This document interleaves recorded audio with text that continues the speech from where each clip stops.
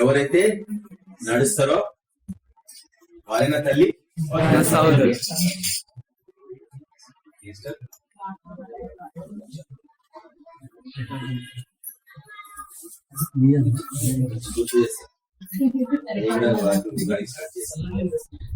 కాబట్టి యేసు ప్రభు తండ్రియు నేనును మీలోనికి వచ్చి మీలో బస చేస్తారన్నాడు కదా. వాడు ఇప్పుడు తండ్రి కుమారుడు పరిశుద్ధాత్ముడు త్రియేక దేవుడు ఇప్పుడు నీలో వచ్చి ఉంటే నీ పరిస్థితి ఏంటి? నడిచేది నువ్వు కాదు, మాట్లాడేది నువ్వు కాదు, ప్రవర్తించేది నువ్వే కానే కాదు. నువ్వు ముందు అడుగు పెడుతున్నావంటే ఎవరు అడుగు పెడుతున్నారు? తండ్రి కుమార పరిశుద్ధ ముగ్గురు కలిసి. ఇప్పుడు చెప్పండి, ఇక మీదట నీకు రాత్రిలో కూడా దయ రాలేదు. ఇక మీదట నీ ఎదుట ఏ దయ్యం నిలబడలేదు. నీకు ఏ పిడకలలో భయపడ్డావు నేను భయపెట్టలేదు. ఇది ఓపెన్ అయిపోయింది ఈరోజు వాక్యం. అలా కదా, ఎవరు స్వీకరిస్తే వాడికి, ఎవరు స్వీకరిస్తే వాడికి. అయితే నేను నిన్న బాలేదు, పాపం జ్వరం ఉండే, భయంకరమైన పరిస్థితి, కొట్టుకుంటూ చేసేది. సరే అందరికి చెప్తాను, అందరికి ప్రార్థన చేస్తాను, కానీ నీకు నువ్వే ప్రార్థన చేసుకోలేవా? నేను ప్రార్థన చేసుకున్నా. రాత్రి అప్పటికి ఇంకా 11, 12, 1 గంట అయిపోతుంది. నాకు ఒక వాక్యం జ్ఞాపకం వస్తా ఉంది. బహుశా ఈ రోజు వాక్యం అది. ఎందుకంటే ఆయన మాట్లాడే దేవుడు ఒక తరానికి కొన్ని వాక్యాలు రిలీజ్ చేస్తూ ఉంటాడు, మీ తరానికి కొన్ని రిలీజ్ చేస్తున్నాడు. అవి మీరు స్వీకరించి దాని ప్రకారంగా జీవిస్తే విశేషమైన అద్భుతకరంగా మీరు చూస్తారు. మిమ్మల్ని భయం వెంటాడదు. ఈరోజు భయం లేదు కదా. ఎందుకు భయం లేదు చెప్పండి? భయం లేదు, దిగులు లేదు. యేసు ప్రభుని నమ్మిన వారికి, మీరు నిజంగా నమ్మిన యేసు చెప్పండి, ఇంకా మీరు భయపడదు. ఏ రోగం చూసినా భయపడదు. అవి గజగజలు వనికి పారిపోవాలి. ఎందుకంటే ప్రతి రోగం వెంటాడు దయ్యం. మీరెవరైనా నేను చూసుకుంటారు, యేసు ప్రభు నీలో ఉంటే అవి పరిగెత్తాలా లేదా? పరిగెత్తాలా? ఇప్పుడు వాటిని వీళ్ళ తెలిసిపోయింది, వాడు మీకు తెలియని అన్నిటినీ ఆగ్రహిస్తున్నాడు. ఎప్పుడైతే ఈ వాక్యాలు రిలీజ్ అయిపోతాయో మీ జీవితాలలో, నేను చెప్తున్నాను, ఈ వాక్యం నీదైతుంది. అంటే ఈ వాగ్దానం నీదైతుంది. ఇంకా దాన్ని నమ్ముకోవాలంతే, ఇంక భయపడదు. అన్ని పొందినామన్నాడు. కాబట్టి నిన్న రాత్రి నాకు ఒక స్వరం వినిపిస్తుంది. ఏంది ఈ స్వరము? నేనేమైనా ల్యాప్టాప్ మర్చిపోయినదా?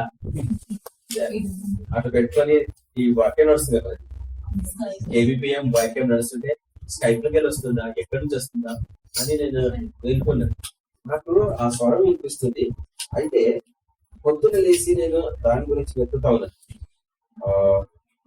మొదటి సమూయేలు గ్రంథంలో ఉంది వాక్యం. మొదటి సమూయేలు గ్రంథము 4వ అధ్యాయం. సమూయేలు గ్రంథం అంటే నాకు చాలా భయం. ఎందుకో తెలుసా? సమూయేలు గ్రంథము మొదటి అధ్యాయము 8వ అధ్యాయం కష్టపడికి నేను ఒక చర్చలకి వెళ్ళి బయటికి రావాల్సి వచ్చింది. సహించలేదు అన్నట్టు వాక్యాలు, కొన్ని చర్చస్ మనం చెప్పే వాక్యాలు సహించలేదు అన్నట్టు. ఎక్కడ ఈ అధ్యాయం చాలా డేంజరస్ అధ్యాయం నాకు పుస్తకం సమూయేలు గ్రంథం. ఎందుకంటే ఇది నన్ను ఎప్పుడు వెంటాడుతూ ఉంటుంది. ఇందులో ఉన్న కొన్ని విషయాలు అన్ని మళ్ళా తిరిగి వెళ్ళిపోతుంటది. అయితే రాత్రి వినిపించిన స్వరం ఏదన్నట్టు నేను వెతుకుతాను. గతంలో కూడా ఒకసారి తట్టింది నాకు, కానీ దాన్ని పట్టుకోలే. అది టచ్ చేసి వెళ్ళిపోయింది ఆ వాక్యం. కానీ ఈ రోజు నేను వదిలేయలేదు, పట్టేసుకున్నా గట్టిగా వాక్యం. చూడండి ఒకసారి 4వ అధ్యాయం, మొదటి సమూయేలు గ్రంథము 4వ అధ్యాయము 21వ వచనం. మొదటి సమూయేలు గ్రంథము 4వ అధ్యాయము 21వ వచనంలో ఏముందంటే, దేవుని మందసము పట్టబడిన తన సంగతిని, తన మామయ్యు పెనిమిటియు చనిపోయిన సంగతిని తెలుసుకొని ప్రభావము ఇశ్రాయేలుల నుండి పోయేనని చెప్పి తన బిడ్డకు ఈకాబోదు అను పేరు పెట్టాను. ఒక స్త్రీ ప్రసవేదన పడుతూ ప్రసవిస్తూ ఒక మగ శిశువుని ప్రసవించింది. మీకు ఇవన్నీ తెలుసు, నేను చెప్తున్న వాక్యాలు. మగ శిశువుని ప్రసవించేది ఎవరు? 1,44,000 మందికి సాదృశ్యం ఇవ్వదా? ఈ గుంపు పరిశుద్ధంగా జీవించే గుంపు. నీలో ఎటువంటి అపవిత్రత ఉండద్దు. నేను మీకు ఎన్నిసార్లు చెప్తా ఉంటాను. ఎందుకంటే ఈ వాక్యాలు విన్న వాళ్ళలో అపవిత్రత వస్తే మటుకు నేనేం చేయలేదు. ఎందుకంటే అటువంటి వారిని బాగు చేయడం చాలా కష్టం, వారిని వెలిగించడం చాలా కష్టం. ఎందుకంటే ఇంతగా ఈ సత్యాలు తెలిసిన ఎవరైనా కానీ మీరు అపవిత్రతతో పడిపోతే నేనైతే ఉండను ఈ ఏరియాలో. నేను ఎక్కడుంటానో నాకు కూడా నాకు తెలుసు, ఎందుకంటే టైం దగ్గరకు వచ్చేస్తుంది అలవైతుంది. కాబట్టి ఇది రిలీజ్ అయిపోయింది, మీరు స్వీకరించుకోవాలా, మీరు మీ జీవితంలో పాటించుకోవాలా నేను చెప్తున్నాను. ఎందుకంటే ఇది పిల్లలకు సంబంధించిన బోధ చెప్పబోతున్నా. ఇది పిల్లలకు సంబంధించిన బోధ, నెక్స్ట్ జనరేషన్ కేబీపీఎం పిల్లలకు సంబంధించిన బోధ. మీరు ఆల్రెడీ పోగొట్టుకున్నారు, కష్టం కదా చెప్తే అట్లా. మీరు ఆల్రెడీ పోగొట్టుకున్నారు, నేను తీసుకోలేదండి. గతంలో 2006 సంవత్సరాల నుంచి వస్తుంది ఈ వాక్యాలు.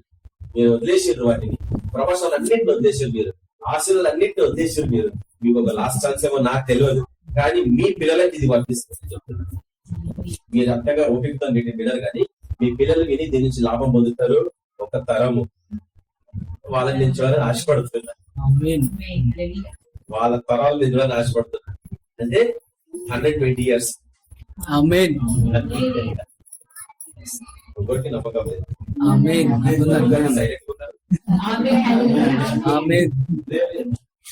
అంటే సరిపోతుందా?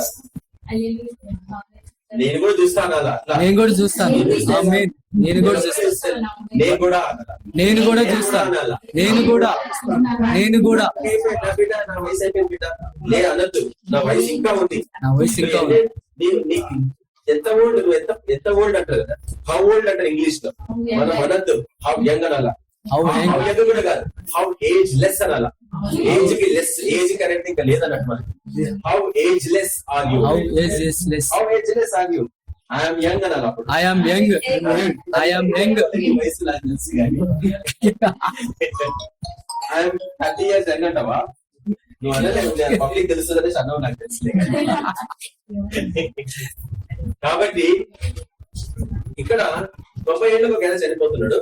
దాని తర్వాత కొన్ని విషయాలు మీకు చూపించాలనుకుంటున్నాను. దేవుని మందసము అంటే యేసుతో సాదృశ్యం. ఈ విషయం బాగా తెలుసు. దేవుని మందసం అంటే యేసుతో సాదృశ్యం. యేసు ప్రభుని పొందుకొని కూడా చనిపోయినారు. ఈ విషయం నేను చెప్తే ఇక్కడ యేసు ప్రభుని కలిగి ఉండి కూడా పోగొట్టుకున్నారు. ఎందుకు పోగొట్టుకున్నారు అంటే నేను కొంచెం క్లుప్తంగా మీకు అన్నింటి చూపిస్తాను. ఇక్కడ ఒక స్త్రీ తన భర్త చనిపోయినప్పుడే, తన మామ చనిపోయినప్పుడే మందసపు పెట్టే శత్రులు పట్టుకొని బయటరు. అయితే ఆమె ప్రసవం నొప్పుతుంది, వేదన పడుతుంది, ప్రసవించింది మగ శిశువుని. అసలు చనిపోతప్పుడు పక్కన దాసులు ఉంటారు కదా, దాదీలు ఉంటారు కదా, చెప్తున్నారు భయపడకు, బలపడకు, నీకు మగ శిశువు పుట్టాడు. ఫినెహాసు కొడుకు మగ శిశువు. ఈయనకి ఏమని పేరు పెట్టింది తెలుసా? ఈకాబోదు. అయితే ఈకాబోదు అంటే ఏదో తెలుసా మీకు? దేవుని ప్రభావము దేవుని మందిరంలో నుండి వెళ్ళిపోయేది. అర్థమవుతుందా? దేవుని మందిరం ఎక్కడ చెప్పండి? ఎక్కువ మంచిగా అర్థమైపోయింది. మీలోకి వెళ్ళి దేవుని ప్రభావం వెళ్ళిపోతే మీ పరిస్థితి ఏం చెప్పండి? మీ దేనికి పనికిరాదు అని చెప్తాను. నేను కూడా దాని వరకు ఏడుస్తా, ప్రయాసపడుతుందా, దుఃఖపడుతుందా, కొట్టుకుంటా, ఏమన్నా ఉంది నాకు ఏమి లేకుండా నీ ప్రభావం, నీ మహిమ నాలోకి వెళ్ళి పోనీయడానికి లేదు. దేవుని మందిరంలో నుంచి మహిమ పోతే వాడు వచ్చేస్తాడు ఇంకొక 7 చెడ్డ దురాత్మలను పట్టుకొని. నీ పరిస్థితి చాలా అన్యాయం ఉంటుంది. కాబట్టి ఇది చివరి కాలము. దేవుని మందిరంలో నుంచి ప్రభావం వెళ్ళిపోయే లాస్ట్ అవకాశం. అది వెళ్ళిపోక ముందు నీ పరిస్థితి ఏంటి, నువ్వు ఏం చేయాలనే విషయం తెలుసుకొని క్లుప్తంగా మీతో నేను ఆశపడుతున్నాను. ఇది షిలోహులో ఉన్న మందిరం. ఇశ్రాయేలు ప్రజలకి అనేకమైన మందిరాలు ఉండే, చాలా ఉంటాయి మందిరాలు, ఒకటి కాదు, 2 కాదు. చాలా మంది మీకు అందరూ తెలిసింది ఒకటే, సొలొమోన్ ఒకటే. సొలొమోన్ కట్టించిన మందిరం ఒకటే అనుకుంటారు, కానే కాదు, చాలా మందిరాలు ఉన్నాయి వాళ్ళకి. ఎందుకంటే ఉత్తర దిక్కు నుంచి దక్షిణ దిక్కుల వరకు పెద్ద దేశం అది. ఉత్తర దిక్కున ఎంత మంది ఉన్నారు, వాళ్ళకి మందిరాలు లేవు. దక్షిణ దిక్కులు అంటే ఎంత దూరం నడుచుకున్న వాళ్ళు, కొన్ని 100 కిలోమీటర్లు నడుచుకుంటూ రావాలి. సొలొమోన్ కట్టింది దక్షిణ దిక్కులో, బెత్లెహేమ్, అది యెరూషలేములో. వాళ్ళు ఉండేది ఉత్తర దిక్కున షోమ్రోను ప్రాంతం అది. అక్కడ లేదు. షిలోహు ప్రాంతంలో ఈయన ఉండేవాళ్ళు. ఇది జరుగుతుంది కథ అంతా, ఇప్పుడు నేను చూపిస్తా కదా. కాబట్టి ఇక్కడ ఏం జరిగింది అని అంటే నేను కొన్ని విషయాలు మీకు చెప్పాలని ఆశపడుతున్నాను. హన్నా గురించి ఇందాక మీరు ఎవరో ధ్యానిస్తా ఉన్నారు, మనోజన కదా. కాబట్టి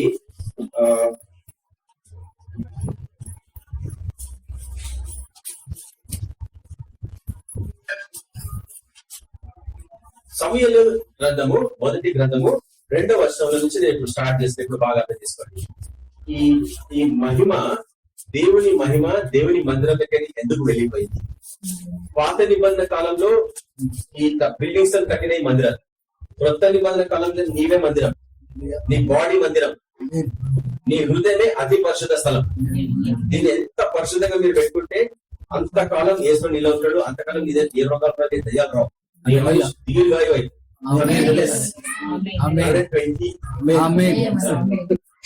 ఇష్టము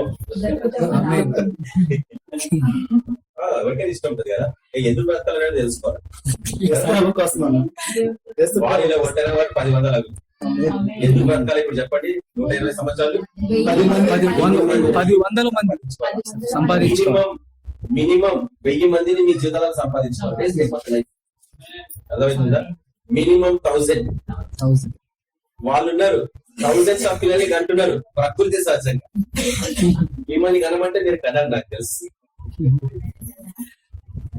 ఆఫ్రికాలో ఏం జరుగుతుందో తెలుసా మీకు? ఒక మతస్థులు మన పాపులేషన్ ని పెంచుకోవాలి, ఎందుకంటే ఎలక్షన్స్ అన్న మన వాళ్ళు మనకే ఓట్లు వేస్తారు. వీళ్ళు ఏం చేస్తున్నారు తెలుసా? దేవుని బిడ్డలు ప్రతి ఎలక్షన్స్ లో ఓడిపోతున్నారు. దేవా మమ్మల్ని ఎందుకు ఓడగొడుతున్నారు? ఏమంటుంది? మేము గెలవాలని ఆశపడతాం దేవా, ఈ దేశం క్రైస్తవ దేశంగా మన దేవా అని ఏడుస్తున్నారు దేశాలలో. కానీ ఇది మీకు అర్థం కాదు ఏంటంటే, వాళ్ళు అక్కడ అనేక మంది పిల్లల్ని కంటున్నారు, సంతానాన్ని. వాళ్ళ నంబర్స్ పెరిగిపోతున్నాయి కాబట్టి ఆటోమేటిక్ గా వాళ్ళకే ఓట్లు ఎక్కువ పడతాయి. 51% పడితే వాళ్ళే గెలిచారు. నువ్వు ఇంకా 40% కూడా రాలేదు. ఈ లోకం అయితే, ఈ దేశంలో అయితే 2%, 2.5%. ఎప్పుడు గెలవాలా మీరు? ఇంపాసిబుల్ మీరు గెలవడం లేదు చెప్తున్నా. అయినా కానీ రాజ్య పరిపాలన మనదే. సాత్వికులు ధన్యులు భూలోకంలో స్వతంత్రించుకుందరు. మీరే స్వతంత్రించుకోవడం తెలుసా? మీరేదో సింహాసనం మీద కూర్చొని కాదు, ఇది ఆత్మలో జరుగుతుంది. మనం సింహాసనం మీద అక్కడ ఉన్నాం. నా రాజ్యము ఇది కాదన్నాడు కదా శిలో మీద. నా రాజ్యం దీనికి సంబంధించింది కాదు. ఒకవేళ ఇది నా రాజ్యం అయితే నేను ఒక్కసారి చెప్తే నా తండ్రి వేవేల దూతలను పంపించి విప్పించేటాడు. ఎవరి దగ్గర? విగ్రహం దగ్గర. కాబట్టి నా రాజ్యం ఇది కాదు. కాబట్టి ఆయన రాజ్యం దేనికి సంబంధించిన మీకు తెలుసు. పర్వరాజ్యానికి సంబంధించిన విషయాలు మనకు అన్ని తెలుసు. పర్వరాజ్యం ఏ రీతి ఉందో కూడా మనకు తెలిసి వచ్చు. మనం అన్ని చూసుకుంటాం. 12వ వచనంలో చూడండి. ఏలీ కుమారులు యెహోవాను ఎరుగని వారై మిక్కిలి దుర్మార్గులై ఉండిరి. దుర్మార్గం. ఏలీ కుమారులు. ఏలీ అనేవాడు అహరోను 4వ కుమారుడైన ఈతామారు కొడుకు. అంటే లేవి గోత్రికుడు, లేవి యాజకుడు ఏలీ. అయితే నేను మీకు అనేక పర్యాలు చూపించిన లేవి యాజకత్వము చాలా బలహీనమైన యాజకత్వం. ఎప్పుడు బలహీనతలే ఆ యాజకత్వంలో. మీకు చూపిస్తాను నేను. అహరోను కాలం మొదలుకొని చివరి వరకు ఎవరు చివరి లేవి యాజకుడు ఎవరు తెలుసా?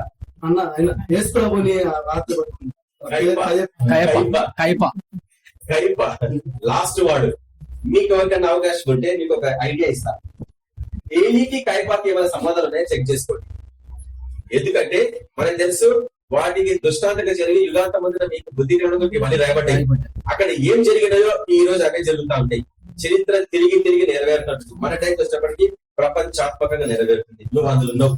తెలియకపోతే అయ్యో నాకు తెలియలేదే అని అనుకుంటా. ఏడిస్తే తెలుసుకోవాలా. తెలుసుకుంటేనే నీకు ఇది ఈ ఆశీర్వాదం. లేకపోతే ఇంకా పరిగెత్తుతూనే ఉంటావు. పరిగెత్తుతూనే ఉంటావు. ఒక టైం వస్తుంది మీరు ఎక్కడికి పరిగెత్తారు. మీరు ఎక్కడికి పరిగెత్తారు? ఎందుకు? దేవుడు ఆత్మ కనుక ఆయన ఆరాధించే వాళ్ళు కాబట్టి ఇది టైంలో రిలీజ్ అయిపోయింది. కాబట్టి చూడండి, ఏలీ కుమారుడు అంటే లేవి గోత్రంలో ఉన్నవారు దుర్మార్గంగా తయారైపోయినారు. అది పాయింట్ ఇక్కడ చూపించాల్సి ఉంటుంది. ఎందుకు దుర్మార్గంగా తయారైనారనేది నేను చూపిస్తాను. దేవుడే మాట్లాడుతున్నాడు. తర్వాత దేవుడు ఎప్పుడు యాజకులతో మాట్లాడాడు అని నీకు ఎన్నిసార్లు చూపిస్తాను వాక్యాన్ని. ఒక ప్రవక్త ద్వారానే మాట్లాడిస్తూ ఉంటాడు. కాబట్టి ఏలీకి దేవుడి స్వరం బంద్ అయిపోయింది. ఆ విషయాన్ని చూపించాలనుకుంటున్నాను. వీళ్ళు ఎందుకు అంత భయంకరంగా జీవించడం చూసిన 11వ వచనంలో జనుల విషయమై యాజకులు చేయించు వచ్చిన పని ఏమనగా, వీళ్ళ పని ఏంది? ఈ ఇద్దరు కుమారులు, ఏలీ ఇద్దరు కుమారులు, వాళ్ళు కూడా లేవి గోత్రికులే. లేవి గోత్రికులు యాజక పని చేస్తున్నారు, యాజక ధర్మాన్ని నిర్వర్తిస్తున్నారు. ఎట్లా నిర్వర్తిస్తున్నారో చూడండి. మనం పరిశీలించుకోవాలి. నువ్వెట్లా చేస్తున్నావు, నువ్వెట్లా జీవిస్తున్నావు. ఎవరికైనా కష్టం ఉంటే నీ సేవ ఎట్లా ఉంది, నువ్వు ఎట్లా వారికి నువ్వు ఉపశమనం కల్పిస్తున్నావు, ఎట్లా నువ్వు ఆనందంగా కల్పిస్తున్నావు. స్వార్థం ఉండదు మన సేవలో. అర్థమవుతుందా? చూడండి, యాజకుడు అనేవాడు ఒక తండ్రితో పోల్చబడతాడు బైబిల్ అంతా. ఎందుకంటే మనకు దేవుడు తండ్రి తన బిడ్డలు ఎట్లా పోల్స్తుండో ఆయనకి ప్రతినిధిలాగా సేవకుడి లోకంలో నువ్వు ఒక తండ్రిలాగా ఉండాలా, ఒక తల్లిలాగా ఉండాలా, నువ్వు నీ సేవ అట్లుండాలా. అర్థమవుతుందా? తండ్రి ఎట్లుంటాడు చెప్పండి? పిల్లల కొరకు ప్రయాసపడుతూ ఉంటాడు, పొద్దుకి కష్టపడి చెమట ఓర్చి సంపాదించుకొని తీసుకుని వస్తాడు ఇంటికి. తల్లి ఏం చేస్తుంది? వంట వండి వాడికి తినిపిస్తుంది, కాపాడుతుంది పిల్లల్ని. పోషించేది మటుకు తండ్రే. అర్థమవుతుందా? సంతానము ఎప్పుడైనా తండ్రి నుంచి వస్తుంది, స్త్రీ నుంచి రాదు. అది దేవుడు చెప్పిన ఆజ్ఞ. అందుకే కన్యకలో ఎట్లా కన్యకలా నడిపోతుంది. కన్యక సంతానం ఎట్లా వస్తుంది? భర్త ఉంటేనే సంతానం వస్తుంది. కాబట్టి ఈ విషయాన్ని మీకు ఎందుకు హెచ్చరిస్తున్నానంటే, చూడండి వీళ్ళ జీవితం ఎట్లుంది, ఈ రోజు నా జీవితం ఎట్లుందో పరిశీలించుకోవాలా. ఎందుకంటే ఇప్పుడు ఇందాక దిలీప్ ప్రధాని చెప్తుంటే అవును, మళ్ళీ కొంతమంది పండులాగానే ఉన్నారని చెప్తున్నారు. అది అంతకంటే కఠినంగా ఇంకా నేనైతే చెప్పలేను కదా. ఆయన చెప్పినంత కఠినంగా నేను చెప్పలేను, అంతే కదా. ఎందుకంటే ఆయన పిల్లలు ఆయన కఠినంగా చెప్తాను, నేను నవ్వుకుంటా తిడుతా, నవ్వుకుంటా కొడతా, అంతే. కొంతమంది తెలవచ్చు, కొంతమంది తెలవచ్చు. నన్ను తిడుతుంటా కొడుతుంటా ఏమన్నా. కాబట్టి వీళ్ళ చేసిన పని చెప్పాలనుకుంటాను. సరే, మీరు వాళ్ళలాగా జీవించకపోయిండొచ్చు ప్రకృతి రచంగా, కానీ మీ హృదయం అట్లా ఉంది, వాళ్ళ జీవితం పరిష్కరించుకోవాలి. ఎందుకంటే చనిపోయారు, యాచకుల ఇంటి కూడా పోయి చనిపోయారు. ఎట్లా చనిపోయారు కూడా ఎందుకు త్వరగా. కాబట్టి చూడండి, జనుల విషయమై యాజకులు చేయించి వచ్చిన పని ఏమనగా, ఎవడను బలి పశువులు వధించిన మీదట మాంసము ఉడుకుచుండగా యాజకుని వారు 3 ముండ్లు గల కొంకిని తీసుకుని వచ్చి గొలుసులో దాన్ని తపేలలో గాని నూనెలో గాని 3 రకాల అవి కుండలలో గాని అది గుచ్చినప్పుడు ఆ కొంకి చేత బయటకు వచ్చినదంతయు యాజకుడు తన కొరకు తీసుకొను. షిలోహుకు వచ్చు ఇశ్రాయేలందరిని వీరు ఇలాగ చేర్చి వచ్చిరి. సేవకులు వీళ్ళు, యాజకులు ఏం చేస్తున్నారు తెలుసా? బలి వాడు ఉదాహరణకి 400 కిలోమీటర్ల దూరం నుంచి అవన్నీ గొర్రెని మోసుకొచ్చి ఇక్కడ బలి ఇచ్చి ఆ బలి పశువుని వండుకొని వాళ్ళు తిని పోవాలి, మళ్ళీ ఊరికి వెళ్ళిపోవాలి 400 కిలోమీటర్లు. వీరు చేస్తున్న పని ఏం తెలుసా? బలి పశువుని తీసుకొచ్చిన వాళ్ళ దగ్గరికి వెళ్ళి ఆ బలి పశువు మాంసంని తీసుకుంటున్నారు. మరి ఎంత బాధ అనిపిస్తుంది. నువ్వు యాజకుని ఉల్టా ఇవ్వాలి కానీ తీసుకోవడం ఏంటి? నీకు ఎన్నేక పర్యాలు నేను చెప్తా ఉంటాను. లేవి యాజకత్వానికి మెల్కీసెదెకు యాజకత్వానికి తేడా. మనము లేవి యాజకత్వంలో లేవు. నాకు ఒక సేవకుడికి చాలా డిఫరెన్సెస్ ఏర్పడ్డాయి. నేను ఎంత రుజువుపరిచినా పరిస్థితి మేము లేవిలో బ్రదర్ అంటాడు. అడుక్కోండి, ఏం చెప్పాలి? అడుక్కోండి. లేవి యాజకత్వం ఎప్పుడు అడుక్కోండి, లా లా లా అనేది. మెల్కీసెదెకు యాజకత్వం లే లే లే అనేది. మీకు లే అంటే ఈ గుడ్డలా తీసుకో తీసుకో తీసుకో తీసుకో తీసుకో తీసుకో. నువ్వు లే అంటావా లా అంటావా? సినిమా పాట గుర్తుకొస్తుంది.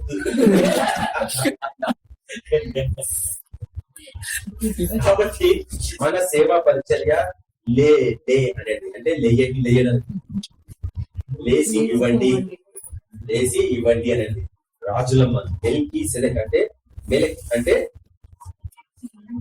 రాజు, సెదెక్ అంటే యాజకుడు. యాజకుడు రాజయాజక రాజైన యాజకుడు, రాజైన యాజకుడు, రాజులం తర్వాత యాజకులు. కాబట్టి రాజు ఎప్పుడు పెగ్గి చేయడు, ఎవరి దగ్గర పిచ్చం అడుకోడు. నెక్స్ట్ పిచ్చం అడగద్దు, మనం ఒకరి దగ్గర అడగదు, ఎవరి దగ్గర తీసుకోం మనం పైసలు. సరే, కానుకలు ఇస్తారు, కానుకలు కూడా మనం తీసుకోం. వాళ్ళు ఇస్తారు, చెల్లి వద్దు బ్రదర్ వద్దు సిస్టర్ అనద్దు, తప్పదు. ఎందుకంటే అది విత్తనం. వాళ్ళు ఒక విత్తనం నాటలని మీ చేతికి ఇస్తారు, మీరు పోయి మంచి భూమిలో నాటండి దాన్ని, దాని ఫలము వాళ్ళకి వస్తుంది, నీకు వస్తుంది. కాబట్టి కానుకలు బైబిల్లో ఎన్నో వాక్యాలు, విత్తకుండా నువ్వు పంటని కొయ్యలేవు. ఈ సీక్రెట్ మీకు అర్థం కాల. మీ జీవితంలో ఐశ్వర్యం సమృద్ధిగా రావాలంటే సరైన భూమిలో విత్తనం నేర్చుకోండి. పంట మీద వితకండి, ముళ్ళ తుప్పలలో వితకండి. అవన్నీ దొంగలని మీకు తెలుసు. మొదటి 2 గుంపులకి సూర్యుని రశ్మి అంటే అది తేళ్ల గుంపు, ముళ్ళ తుప్పాలంటే తేళ్ల గుంపులు. పంట అవి 2 గుంపులు, అవి ఎప్పుడు కలిసి ఉంటాయని తెలుసు మీకు. తేళ్లు దోచుకొని పోయి సర్పంలో. కాబట్టి ఆ 3 గుంపుల దగ్గర మీరు విత్తనం చల్లడం వేస్ట్, నీకు ఏ లాభం కాదు. కాబట్టి అనేసి అన్ని నాకు తీసుకురావాలని నేను ఎప్పుడు చెప్పాను. మీరు ఏ చర్చ్ పోతే ఆ చర్చల విత్తనం నేర్చుకోండి, బట్ కండిషన్ చెప్తుంది ఏంటంటే అది సరైన భూమి కదా తెలుసుకోండి. అర్థమవుతుందా? అడపై విత్తనం నాటండి, లేకపోతే మీరు ఎంత విత్తనాలు నాటినా మీకు ఫలం రాదు. ఎందుకంటే ఆకాశ పక్షులు వచ్చి తినేసిపోతాయి, సూర్యునికి ఎండిపోతాయి. అర్థమవుతుందా? పక్కన కాళ్ళ చేత త్రొక్కబడతాయి, మనుషుల కాళ్ళ చేత త్రొక్కబడతాయి. కాబట్టి ఈ విషయాన్ని గ్రహించారు. కాబట్టి నేను చేసే పని మాంసము మీద వీళ్ళకి వ్యామోహము. నేను ప్రభుని అడుగుతున్నాను, ప్రభు ఇక్కడ వీళ్ళకి హెచ్చరించారు మనుషులు ఏమని, ఉడకక ముందే ఎందుకు తీసుకుంటున్నారు ప్రభు? ఇది ఏంటి ఉడికించే గుణగణం? ఉడకబెట్టింది తీసుకోవాలి కానీ ఉడకక ముందే పచ్చి తీసుకుంటారంటే దాంట్లో రక్తం ఉంటది, పచ్చి దాంట్లో రక్తం ఉంటది. ఇంటికి వచ్చి కడుక్కొని మీరు చికెన్ తెచ్చుకుంటే కడుక్కోరా, బ్లడ్ ఉంటుంది అంటే డైరెక్ట్ వచ్చి ఉడకబెడతారా? ఉడకబెట్టారు. దాన్ని మంచి కడిగి పసుపు వేసి రుద్ది ఉప్పు పత్త పెట్టి మంచిగా తీసి మళ్ళీ కడుగుతారు. కొంచెం కొన్నిసార్లకి అదైతే నాటుకోడైతేనేమో మంట మీద పెట్టి కాల్స్తుంది, చిన్న చిన్న గంటలు ఉంటాయి కదా. ఆ సిస్టర్ బాగా అర్థమవుతుంది. ఎక్స్పర్ట్ ఆ ఫీల్డ్ లో, అంటే కుకింగ్ ఎక్స్పర్ట్. కొన్ని ఫస్ట్ క్లాస్ వంటలు, మళ్ళీ హైదరాబాద్ ఇరానీ బిర్యానీ కూడా పడతారు. బాగా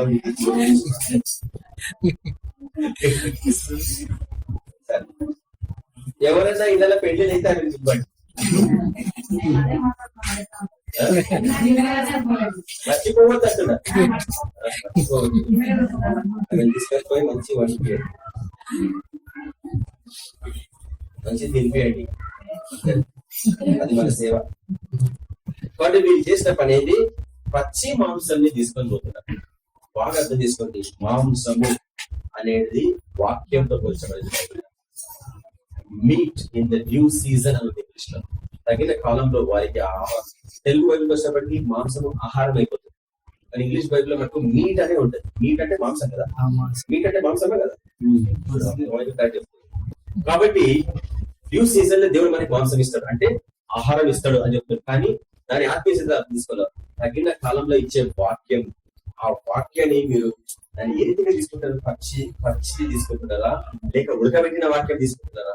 ఉడకబెట్టిన వాక్యం అంటే ఎవడప్పుడు ఉడకబెట్టాలి, ఉడకబెట్టింది తింటే తింటారు, పచ్చిదేమన్నా తింటాడా? ఆ విషయం అర్థం తీసుకో. వీళ్ళు చేసిన ఆత్మీయత కూడా అర్థం చేసుకోండి. పచ్చిది ఎవరు తినడు, కానీ వీళ్ళు చేస్తుంది ఏంటంటే పచ్చిదాన్ని బయట అమ్ముకొని బతుకుతారు. ఇది సేవ జీవితం. వాక్యాన్ని అసలు నీకు మర్మమే తెలియదు. ఉడకబెట్టిందే మర్మం, ఉడకబెట్టిన మాంసమే మర్మం, సత్యం. ఆ ఉడకబెట్టినాకనే బయటకు వచ్చేదే ఆ సత్యం. ఆ సత్యాన్ని నువ్వు తినాల్సింది పోయి పచ్చి తింటున్నావు, అది పనికిరాదు. అది అది అది ఎప్పటి హృదయంలో నాటుకోదు ఆ వాక్యం. వీళ్ళు చేస్తున్న పని అది. కాబట్టి వీళ్ళు చేసిన పని ఏంది? పచ్చిగా ఉన్నప్పుడు తీసుకెళ్ళి 16వ వర్షం. ఈ క్షణమందే వారు ప్రభువును ధరించరు. తరువాత నీ మనసు వచ్చినంత మటుకు తీసుకుని వచ్చిన వాడితో ఆ మనిషి చెప్పిన ఎడల వాడు అలాగవద్దు, ఇప్పుడే ఇవ్వలను, లేని బలవంతము చేత తీసుకొద్దునందును. ఈ యాజకులంట జబర్దస్తి చేసి ఆ పచ్చి మాంసాన్ని లాక్కపోయారట. మనుషులు చెప్తున్నా కూడా, అంటే సామాన్య ప్రజలు చెప్తుంటే చూడండి. నేను ఒక విషయం అర్థం చేసుకున్నాను. ఈ ఓపి ఫినహాస్ నుంచి నేను నేర్చుకున్న చాలా విషయాలు ఏం తెలుసా? నువ్వు సేవకులై నిలబడవద్దు. ఇక్కడ నువ్వు నిలబడితే నువ్వు ఒక అధికారివి. అందరు ఎదుగు ఇప్పుడు నా మొహం చూస్తారు, నేను చెప్పేది ఎదుగుతారు. నాలో ఒక అధికారం ఉందని మీకు తెలుసు. ఎవరైనా కాదు, ఇప్పుడు దిలీప్ బ్రదర్ నిలబడ్డా, పరశురామ బ్రదర్ పట్టినా, అప్పు బ్రదర్ నిలబడినా, ఎవరు నిలబడినా, రవి బ్రదర్ నిలబడ్డా, సిస్టర్ నిలబడ్డా, అధికారం అన్నది. ఎందుకంటే అది పైనుంచి వస్తుంది, పైనుంచి తప్ప ఎక్కడి నుంచి రాదు అధికారం.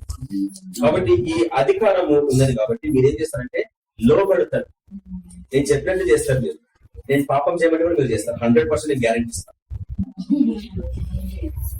అర్థమైందా? నేను తప్పు చేయమని మీరు చేస్తారు. అట్లా ఈరోజు సేవకులు తప్పు చేస్తారు.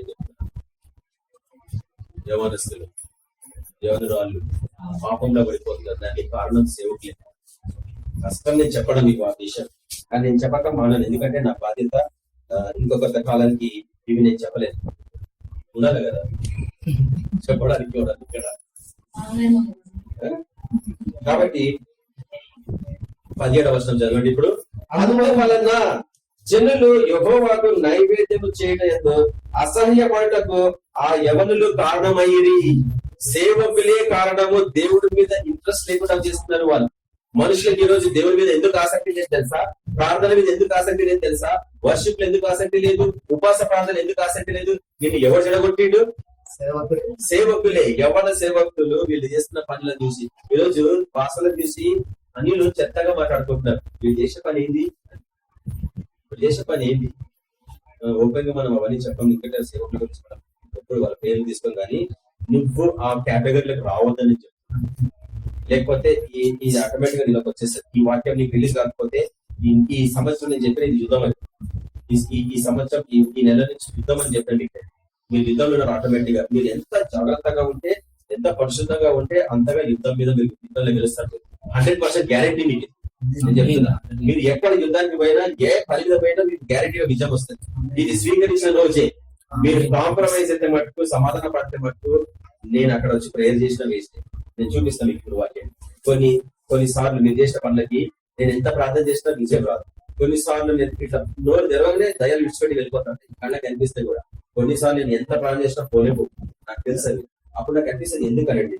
అప్పుడు ప్రభు మాట్లాడతాడు, ఎందుకు ప్రభు ఇంత జరుగుతుంది అంటే ఆయన చూపిస్తాడు ఏంటి బలహీనత. చూడండి ఇప్పుడు 22వ వచనం. ఇప్పుడు కొంతసేపు చూడండి, తన కుమారుల గురించి చూసినాము, హోఫ్ని ఫీనెహాస్ గురించి చూసినాం. ఇప్పుడు తండ్రి గురించి చూస్తున్నాం. ఏలి బహు వృద్ధుడు ఆయను ఇశ్రాయేలుకు తన కుమారులు చేసిన కార్యములన్నీ వారు ప్రత్యక్షపు గుడారము యొక్క ద్వారము దగ్గరకు సేవ చేయడానికి వచ్చిన స్త్రీలతో శయనించుటను మాట చెవిని పడగా వారిని పిలిచి ఇట్లా నేను తండ్రి చేస్తున్నాడు. చూడండి, తండ్రి సరైన విధానంగా జీవిస్తున్నా. మనం నేర్చుకోవాల్సిన విషయం, ఎవరికైతే పిల్లలు లేరో వాళ్ళకి నేను చెప్తున్న ఈ విషయం, ఈ వాక్యం మీరు స్వీకరించాలా. మీ పిల్లల్ని మీరు ఎట్లా పెంచాలా భవిష్యత్తులో ఈ విషయాలు జ్ఞాపకం చేయబడుతుంది. ఎందుకు డిలే అవుతుంది మీ జీవితంలో గ్రహించుకోండి. మీరు ఏ రీతి గుణగానే కూడా మీరు గ్రహించుకోవాలా. మీరు ఏది అని చెప్తలేను, ఒకవేళ ఏది గుణగానే మీలో ఉందేమో పరిశీలించుకోవాలని చెప్తున్నాను. కాబట్టి చూడండి బ్రదర్స్ సిస్టర్స్, ఇది మీరు జాగ్రత్తగా విని స్వీకరించాలా. మీ పిల్లల్ని ఎట్లా పెంచుతారు, ఎందుకంటే నేను చెప్తాను, ఈ వాక్యం నెక్స్ట్ తరం నా బాధ్యత మీ గురించి కాదు, మీ నెక్స్ట్ తరం గురించి. స్వీకరిస్తారా? ఎంతమంది స్వీకరిస్తారు చెప్పండి. ఈ వాక్యము మా పిల్లలకు వర్తించు కాక.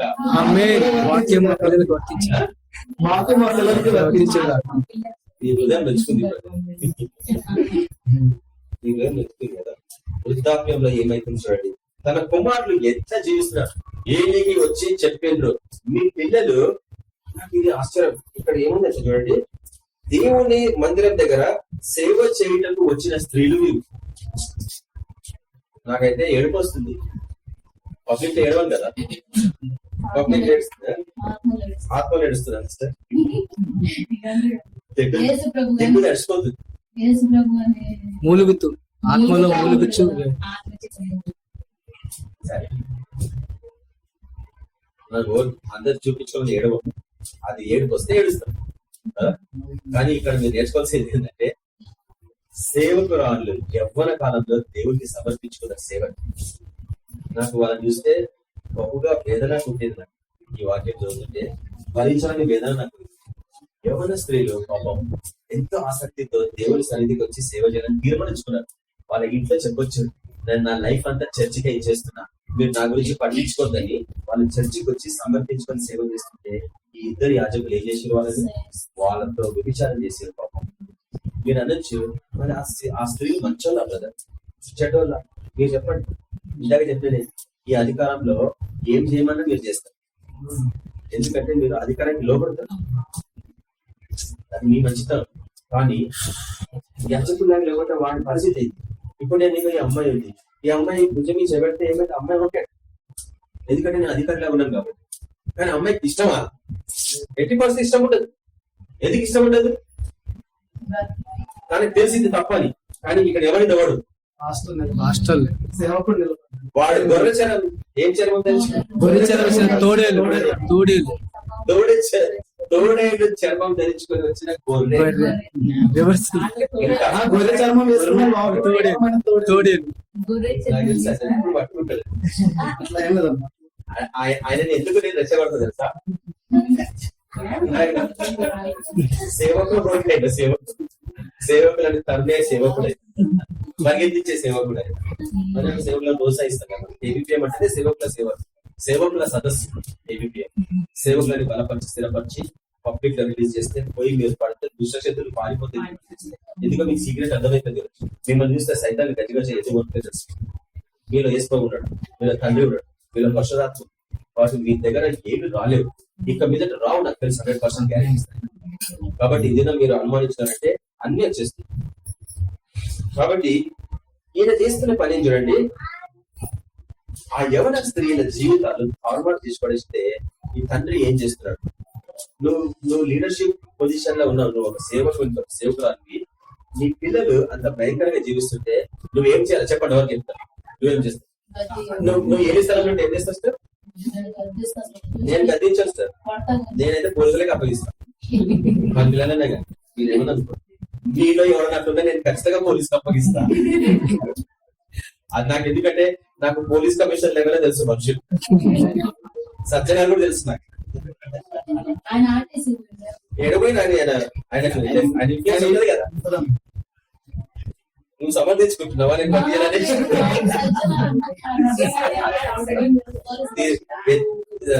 అవిధేయత చూపిస్తే నేను కూడా పాటిస్తాను.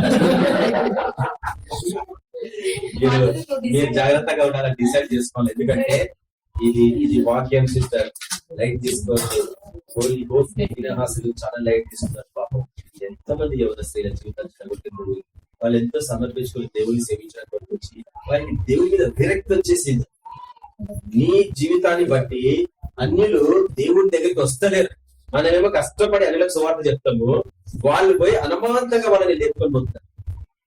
అర్థమవుతుందా? నేను చెప్తున్నాను, ఎటువంటి వాడు వింటాడు మనం సువార్త చెప్తే? ఎందుకంటే మనలో ఎవరో మీకు తెలుసు. చెప్పండి, నువ్వు కాదు, నువ్వు నిలబడతావు అంతే. ఆయన నేను ఇందాక అవుతాను. నేను ఇప్పుడు వీళ్ళందరూ నేను వాక్యం చెప్పాలంటే ఒక యాంప్లిఫైర్ పెట్టుకోవాలి, ఒక పెద్ద స్పీకర్ పెట్టుకుంటే కానీ వీళ్ళకి తిప్పారు. ఆయన ఏమో యాంప్లిఫైర్ ఏమంటే తేడు. ఇందాక చెప్తున్నాను, నేనే కొనుక్కొచ్చి రేపు సంకట పెట్టుకుంటా, మా ఇంట్లో నేనే మాట్లాడతా. ఎందుకంటే ఎక్కువ మంది వినిపించాలంటే మరి వాయిస్ ఉండాలి కదా, మళ్ళీ మంచిగా అన్నం పెట్టినాక పెద్దగా మాట్లాడాలి కదా. మీరు ఏం చేయాలి? అన్నం ఎక్కువ పెట్టి అంతగా పెట్టినప్పుడు మళ్ళీ పెద్దగా మాట్లాడితే కదా. ఓపెన్ హాస్టలేమో మటన్ పీసులు తీసుకొని పోతున్నారు కదా, పెద్ద పీసులు. అయినా పనికిరాని వాళ్ళు కదా జీవించారు. మనం అట్లా ఉంటుంది కదా. చూడండి 23వ వచనం, ఈ జనుల ముందర మీరు చేసిన చెడ్డ కార్యములు నాకు వినబడుతున్నవి. ఇలాంటి కార్యములు మీరు ఎందుకు చేస్తున్నారు? ఒక తండ్రి వేసే ప్రశ్న అనేది. లాఠీ కట్ట తీసుకొని కొట్టాలి కదా, మళ్ళీ వీళ్ళు ఏం చేస్తున్నారు? చూడండి, పిల్లల్ని సరిగా పెంచకపోవడం వల్ల వీళ్ళు ఎంత అన్యాయం చేసి. చర్చిలో వ్యభిచారం అంటే చాలా డేంజర్ వాక్యం. మీరు అనుకోవచ్చు ఇది ఆ పాత నిబంధన కాలం కాదు కదా, కొత్త నిబంధన కాలం కదంటే మీకు తెలుసు. కొత్త నిబంధన కాలం కూడా చెప్తుంది. చూడండి ఒకసారి 1 కొరింథీయుల రాసిన పత్రిక 5వ అధ్యాయం. ఎవరు చదువుతారు?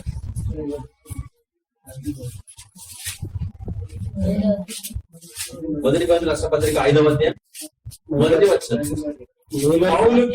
పౌలు గురించి ఇప్పుడు నేను చెప్తాను. పౌలు గురించి మీలో జారత్వం అంటే ఏదో తెలుసు ఎవరికన్నా? వ్యభిచారం అదొక పదం. వ్యభిచారానికి మంచి పదం అది, జారత్వం అని. జారత్వం అనే బదులు వ్యభిచారం అంటే బాగుంటుంది. ఎందుకంటే ఈ రోజుల్లో దురద చెవులు ఇంత కూడా చెప్తున్నారు. అవును, దురద చెవులే వచ్చి దురద కదా. ఆడ కొంచెం ఫైర్ పెట్టాలి.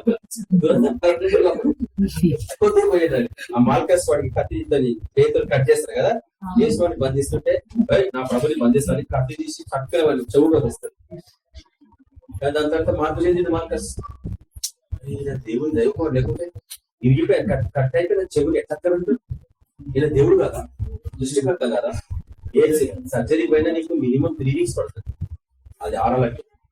కానీ క్షణాలల్లో చెవు తిరిగి అక్క పెట్టే ఒకసారి చెవు కింద పడితే చచ్చిపోతుంది. ఎందుకంటే అంత రక్తం ప్రసరిస్తుంది కాబట్టి డెడ్ అయిపోతుంది, మొత్తం డెడ్ అయిపోతుంది. కానీ అది తీసి కూడా అక్క పెట్టి కుళ్ళిపోయిన శవాన్ని లేపగలిగింది. అది 3 రోజుల తర్వాత లేపగలిగింది, 4 రోజులు లేపగలిగింది. ఆయనకి సమస్తం సాధ్యం. ప్రతి ఒక్కరి జీవితాలలో ఏ అవయవాలు మీ శరీరంలో చనిపోతున్నాయో అవి ఈ రోజు అవన్నీ సంపూర్ణమైన జీవం నొందులుగాక. ఆమేన్. మీరు దాన్ని స్వీకరించాలా. కానీ పౌలుకి ఏలికి తేడా నేను చూపించాలని ఆశపడుతున్నా. నా సేవ నాకు హీరో పౌలే. న్యూ టెస్టిమెంట్, ఓల్డ్ టెస్టిమెంట్ లో హానోకు నాకు హీరో. హానోకుని వెంబడిస్తాను ఓల్డ్ టెస్టిమెంట్ అయితే. ఎందుకంటే ఓల్డ్ టెస్టిమెంట్ నాకు ఒక్క మంచి భక్తులు కనిపించలేదు. దేవునిపై నడుచుకోవాలి. ఏ ఒక్క భక్తులు మంచి కనిపించలేదు. మూడు తప్పు చేసిన ఒక హానోకు తప్ప. దేవునితో నడిచిండు 300+ years. నడిచి అమాంతంగా వెళ్ళిపోయాడు. మనం అంతే సాగు చూడకుండా వెళ్తాం. ఎంతమంది అనుమానం రెండు చేతులు ఎత్తుకోవాలి. విశ్వాసం అదే కదా, రెండు చేతులు ఎత్తే ఫుల్ విశ్వాసం, ఒక చేస్తే సగం విశ్వాసం.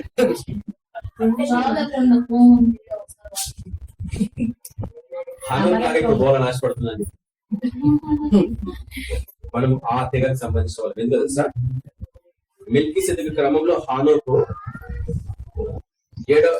6వ వాడు 7వ వాడు యాజకుడు. నోవాహు 9వ వాడు యాజకుడు.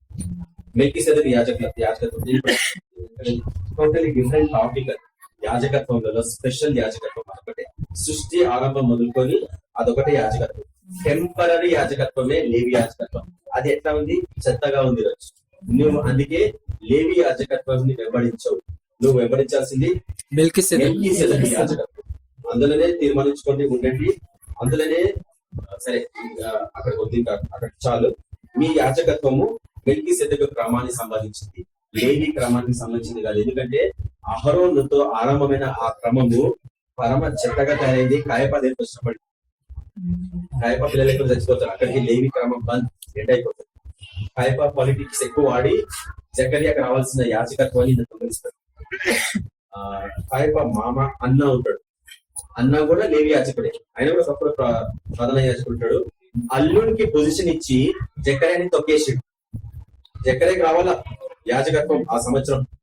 జకర్యాని పొలిటిక్స్ పక్కన పెట్టేసి, బైబుల్ అంతా పాలిటిక్స్ ఉంటాయి. న్యూ టెస్ట్మెంట్ తెలియదు, అంతా పాలిటిక్సే. మన దేశంలో పాలిటిక్స్ అంటే చాలా ఇష్టం, కానీ క్రిస్తవస్కే తెలియదు పాలిటిక్స్ ఎట్లుంటాయి బైబుల్లో. ఆ యొక్క జకర్యాకి రావాల్సిన యాజకత్వాన్ని అన్న ఏం చేస్తాడు? అన్న తన అల్లుడికి ఇచ్చుకుంటాడు కాయప. అర్థమవుతుందా? ఇక్కడ లేవి యాజకత్వం గురించి మనం మాట్లాడుతున్నాము. ఇక్కడ వాళ్ళ జీవితాలు అన్యాయంగానే మాట్లాడుతున్నాం. ఒకవేళ నువ్వే ఏలి జీవితంలో అంటే, అమ్మా నైనా నీకు భుజమిస్తావా, పొద్దునైనా ఇక్కడ తప్ప చేతినైనా అంటావా, లేక కట్టేసుకుని కొడతావా? నైనా చిన్నప్పుడు మమ్మల్ని భయంకరంగా కొట్టేటోడు. ఇంత తప్పు చేస్తే కొట్టేటోడు. పరిగెత్తి పెట్టాలి మేము ఇంట్లోకి. పరిగెత్తిపోయి రాత్రిలో 12 గంటలకి మెల్లగా వచ్చి మా మమ్మీ ఎక్కడికి తలుపు తెస్తే పోయి పట్టుకోవాలి. అంత భయం ఉండేవాడు తండ్రి అంటే. ఈరోజు తండ్రి అంటే కేరే చెప్పలేదు. తండ్రి అంటే నీకు భయం ఉందా? చేతికి ఏం దొరికితే తీసుకొట్టేటోడు. భయం, కోపమైన పిల్లలు చెడిపోతారు. కాబట్టి అందరూ పోస్ట్ గ్రాడ్యుయేట్స్, అందరూ పెద్ద పెద్ద స్థానాలలో ఉన్నారు ఈరోజు. అట్లా కొట్టిండ్రు కాబట్టి ఏది కొట్టలేదు, వీళ్ళు చెత్తగా తయారైనారు. అందుకే బాలుడు నడవలసిన మార్గంలో వాడిని నడపకపోతే పెద్దనక వాడు దాని నుంచి తొలగిస్తాను. అటువంటి వాడిని నువ్వు తిరిగి తీసుకురావడం దుర్లభం. ఎన్ని రోజులు ఉపవాసం ఉండి ప్రార్థన చేసినా రారు వాడు. ఎందుకంటే సైతం బంధకాలలో ఉంటారు. ఎన్ని ఉంటాయి? 1 2 ఉంటాయి. ఎన్నో దయ్యాల బంధకాలలో ఉంటారు వాళ్ళు. చిన్నప్పటి ప్రతి తిరుగుబాటులో ఒక దయ్యానికి సంబంధించి, ప్రతి అపవిత్రమైన ఒక దయ్యం సంబంధించింది. నువ్వు అబద్ధం చెప్తే ఒక దయ్యం, దొంగతనం ఇంకొక దయ్యం, మోసం ఇంకొక దయ్యం. అట్లా అన్ని దయ్యాలు వచ్చి నీలో కూర్చుంటాయి. ఎవరిని విడిపించాలా దయ్యాలని? సేవకే తెలియదు వీళ్ళు ఎన్ని దయ్యాలున్నా, వీళ్ళ ఎన్ని దయ్యాలున్నా తెలియదు. నా దృష్టి లేదు, వాడికి కనిపించదు. ప్రార్థన చేస్తే కనిపించదు. ఎందుకంటే వాడికి ఎప్పుడు ఆ దయ్యాలను చూసే ఆ యొక్క ఏమంటారో పిలుపు లేదు, దాని కొరకు ప్రయాసపడలేదు, ప్రార్థనలు చేయలేదు. దయ్యాలని ఎదుర్కోవాలా అన్న తలపు కూడా లేదు. దయ్యాలు చూస్తే భయపడి పరిగెత్తిపోయే సేవకులు ఉన్నారు, కానీ వాటి ఎంట పరిగెత్తి తరిమే సేవకులు ఎక్కడ చెప్పండి. ఇవ్వచ్చు. పౌలు ఉన్నాడు చూడండి, ఏమంటారు? నీలో దమ్ము ఉంటే ఇట్లా జీవించగలవా అని హెచ్చరిస్తారు చూడండి. మీలో జాగ్రత్త ఉండదని వదంతి కలదు. మీలో ఒకడు తన తండ్రి భార్యను ఉంచుకున్నాడు. తన తండ్రి భార్య అంటే స్టెప్ మదర్ అంటాం. స్టెప్ మదర్ అంటే సవతి తల్లి. చూడండి, ఈరోజు సేవకులు సమర్థించుకుంటున్నారు ఏలీలాగా. పౌలు సమర్థించలే. ఇటువంటి వాడిని ఏం చేయాలి మీరు? వదిలిపెట్టుకుంటారా? వాడు ఎంత గొప్పడనే కానీ, వాడు ఎన్ని దశభాగాలు ఇచ్చినా కానీ, ఎన్ని కానుకలు ఇచ్చినా కానీ వాడు వద్దు మాకు.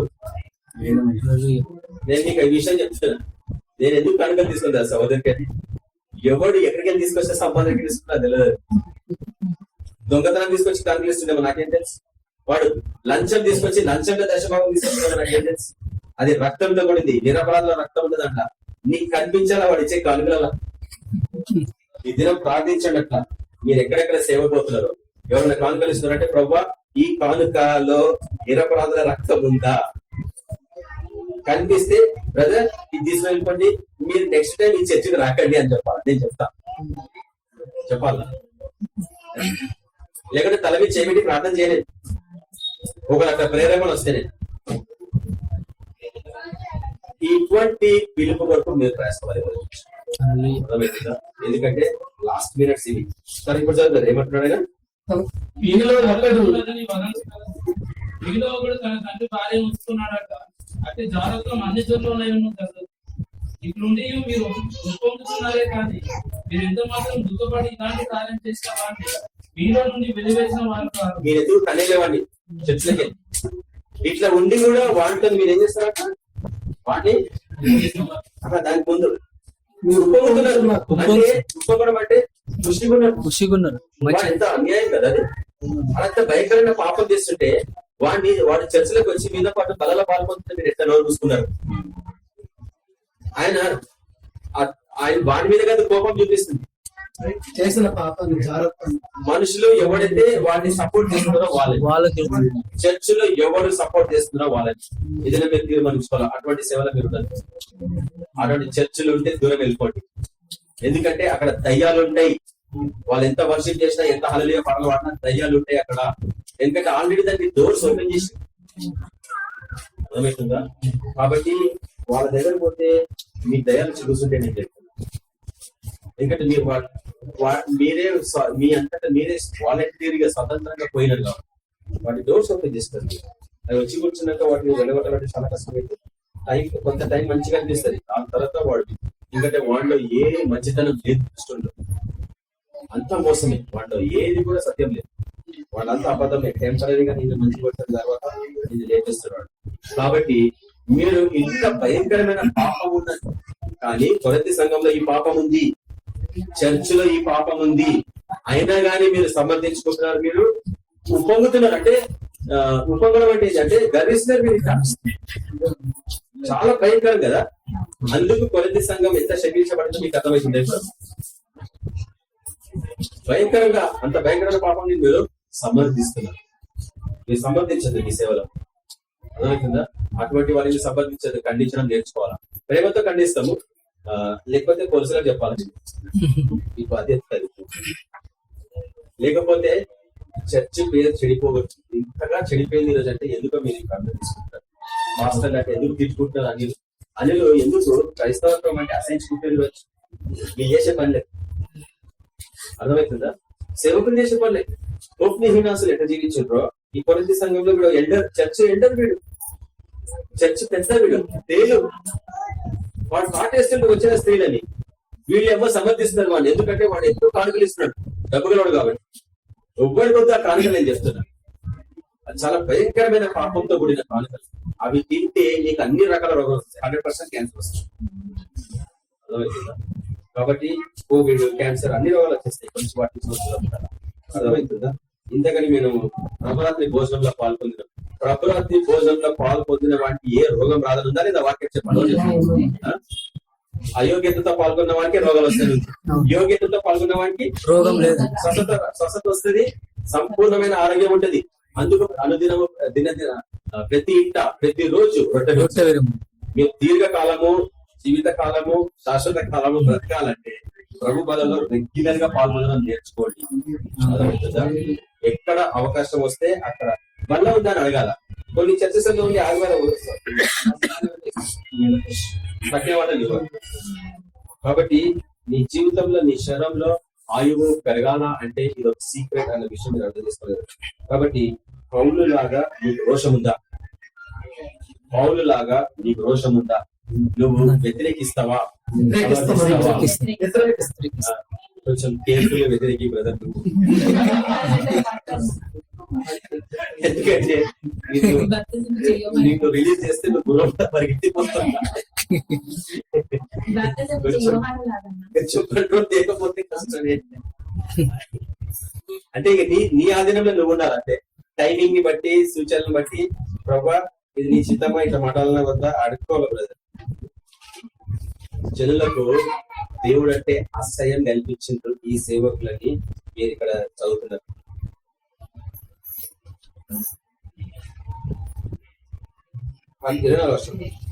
కొంచెం బహు ప్రాముఖ్యమైన విషయం ఈరోజు మీరు నేర్చుకోవాలి. 25వ వచనంలో నా కుమారులారా ఇలాగ చేయవద్దు, నాకు వినబడినది మంచిది కాదు. యెహోవా జనులను మీరు అతిక్రమింప చేయుచున్నారు. అంటే మీరు చేస్తున్న పనులను బట్టి దేవుడి బిడ్డలు దేవుడి సంఘానికి రావాల్సింది బంద్ అయిపోతున్నారు. దేవుడి మీద ఇంట్రెస్ట్ లేకపోయింది, వాటి మీద ఆసక్తి లేకపోయింది. ఇట్లా మీరు జీవించడం వల్ల ఇప్పుడు ఏలి చేస్తున్న పని మంచి ఉందా లేదా అనేది మీరు జవాబు ఇవ్వాలి. ఎందుకంటే ఒకవేళ మీరు అట్లనే ఉన్నారేమో మీ పిల్లల విషయం అర్థమవుతుందా? ఇప్పుడు ఏలి మాట్లాడుతున్నాడు 25వ వచనం. నరుడు తప్పు చేసేలా దేవుడు విమర్శన చెయ్యను, కానీ ఎవరైనాను యెహోవా విషయంలో పాపము చేసినలా వాని కొరకు ఎవడు విజ్ఞాపన చెయ్యను, ఎవడు చేసినా కాదు. దేవుడికే వ్యతిరేకంగా నువ్వు పాపం చేస్తే నీ పాపం కొరకు ఎవడు ప్రార్థన చేసినా నీకు క్షమాపణ కలగదంటున్నాడు. అంతే చెప్తున్నాడు, కానీ కట్టె తీసుకొని కొడతాడు, పోలీసులకు అప్పగిస్తాడు. ఎందుకు తెలుసా? రక్తం. సరే నీ ప్రేమ ఎట్లుందో చూడు. 27వ వచనంలో ఇప్పుడు ప్రవచనం వస్తుంది. ఒక ప్రవక్త వస్తున్నాడు, ముక్కు ముఖము తెలియని ప్రవక్త. ఆయన పేరు లేదు, ఊరు లేదు. నీకు నాకు అంతే, నాకే పేరు లేదు, నాకే ఊరు లేదు. నేను వద్ది చెప్పేసి వెళ్ళిపోవచ్చేవాడిని, మళ్ళీ ఎప్పుడు వస్తుందో నాకే తెలియదు. అర్థమవుతుందా? నీ సేవ ఎవరిదైనంతే, పేర్లు ఊర్లు ఏమి లేవు, మనకి రిజిస్ట్రేషన్ బాడీస్ లేవు, బ్యాంక్ అకౌంట్స్ లేవు, మనకి ఎవ్వరు ఏ పైసలు ఇవ్వడు. మనమే కష్టపడతాము, మనమే సంపాదించుకుంటాం, మనమే డబ్బులతో సేవ చేసుకుంటాం. ఎందుకంటే నేను రాజును పిచ్చం అడగను, నా లైఫ్ లో అడగలేదు, ఇక మీద అడగదు, తీర్మానించుకోలేదు, ఇస్తాను కానీ అడగదు. సరే ఇవ్వాలంటే నీకు ఒకటి ఇవ్వాలా కదా? 27వ వచనంలో ఇప్పుడు ప్రవక్త ఎంటర్ అవుతున్నాడు. బాగా తెలుసుకోండి, యాజకుడు తప్పు చేస్తే దేవుడు ఎట్లా మాట్లాడతాడు, ప్రవక్త ద్వారా మాట్లాడతాడు. అది ఆయన విధానం. కాబట్టి మీ సేవ యాజకులకు అన్నప్పుడు నేను మీ గురించి ఏం మాట్లాడుతున్నాను? మిమ్మల్ని ప్రవక్తలాగా దేవుడు తయారు చేసాడు. KBPM అంటేనే అర్థం అది కదా, కళ్ళం బైబిల్ ప్రవచన పరిచర్య. ఇందులో ఉన్న వాళ్ళందరి మీదకి ప్రవక్త కృప ఉంటది. ప్రవక్త మీద ఏ కృప ఉంటుందో ఆ కృప ఉంటది. అందరికి వెళ్ళిపోతే మట్టు ఎవ్వడేం చేయలేడు. ఎందుకంటే నేను చెప్పిన ఎన్నిసార్లు, అబ్రాహం దగ్గర లోతున్నంత వరకు లోతు ఆశ్రయింపబడ్డాడు. ఏ రోజు అబ్రాహాన్ని విడిచిపెట్టి పోయిండో జీవితాంతం సంపాదించుకుని అంత పోగొట్టుడు. ఒక్క పైసా లేదు ఆయన దగ్గర. చివరికి ఒక్క పైసా లేదు. వారిని పోగొట్టున్నాడు, అల్లులను పోగొట్టున్నాడు, ఆస్తులు పోగొట్టున్నాడు. ఒక్క చిల్లి గవ్వలేదు చేతిలో. ఉత్త చేతులను బయటకు వచ్చింది ఊరి నుంచి. అర్థమవుతుందా? మీరు అర్థం చేసుకోవాలి ఎక్కడ కృప ఉంది. నేను అక్కడ పరిగెత్తుతుంది తెలుసా, మీకు తెలియదు, చెప్పలేదు.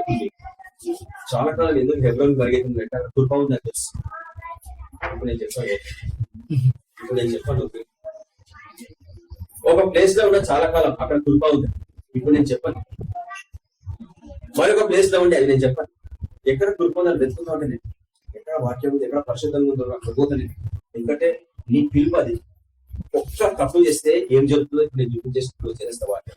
ఏం సార్ అజీజ్ నగర్ సిస్టర్స్, మీకు టైం ఉందా? ఇంకా ఉందా?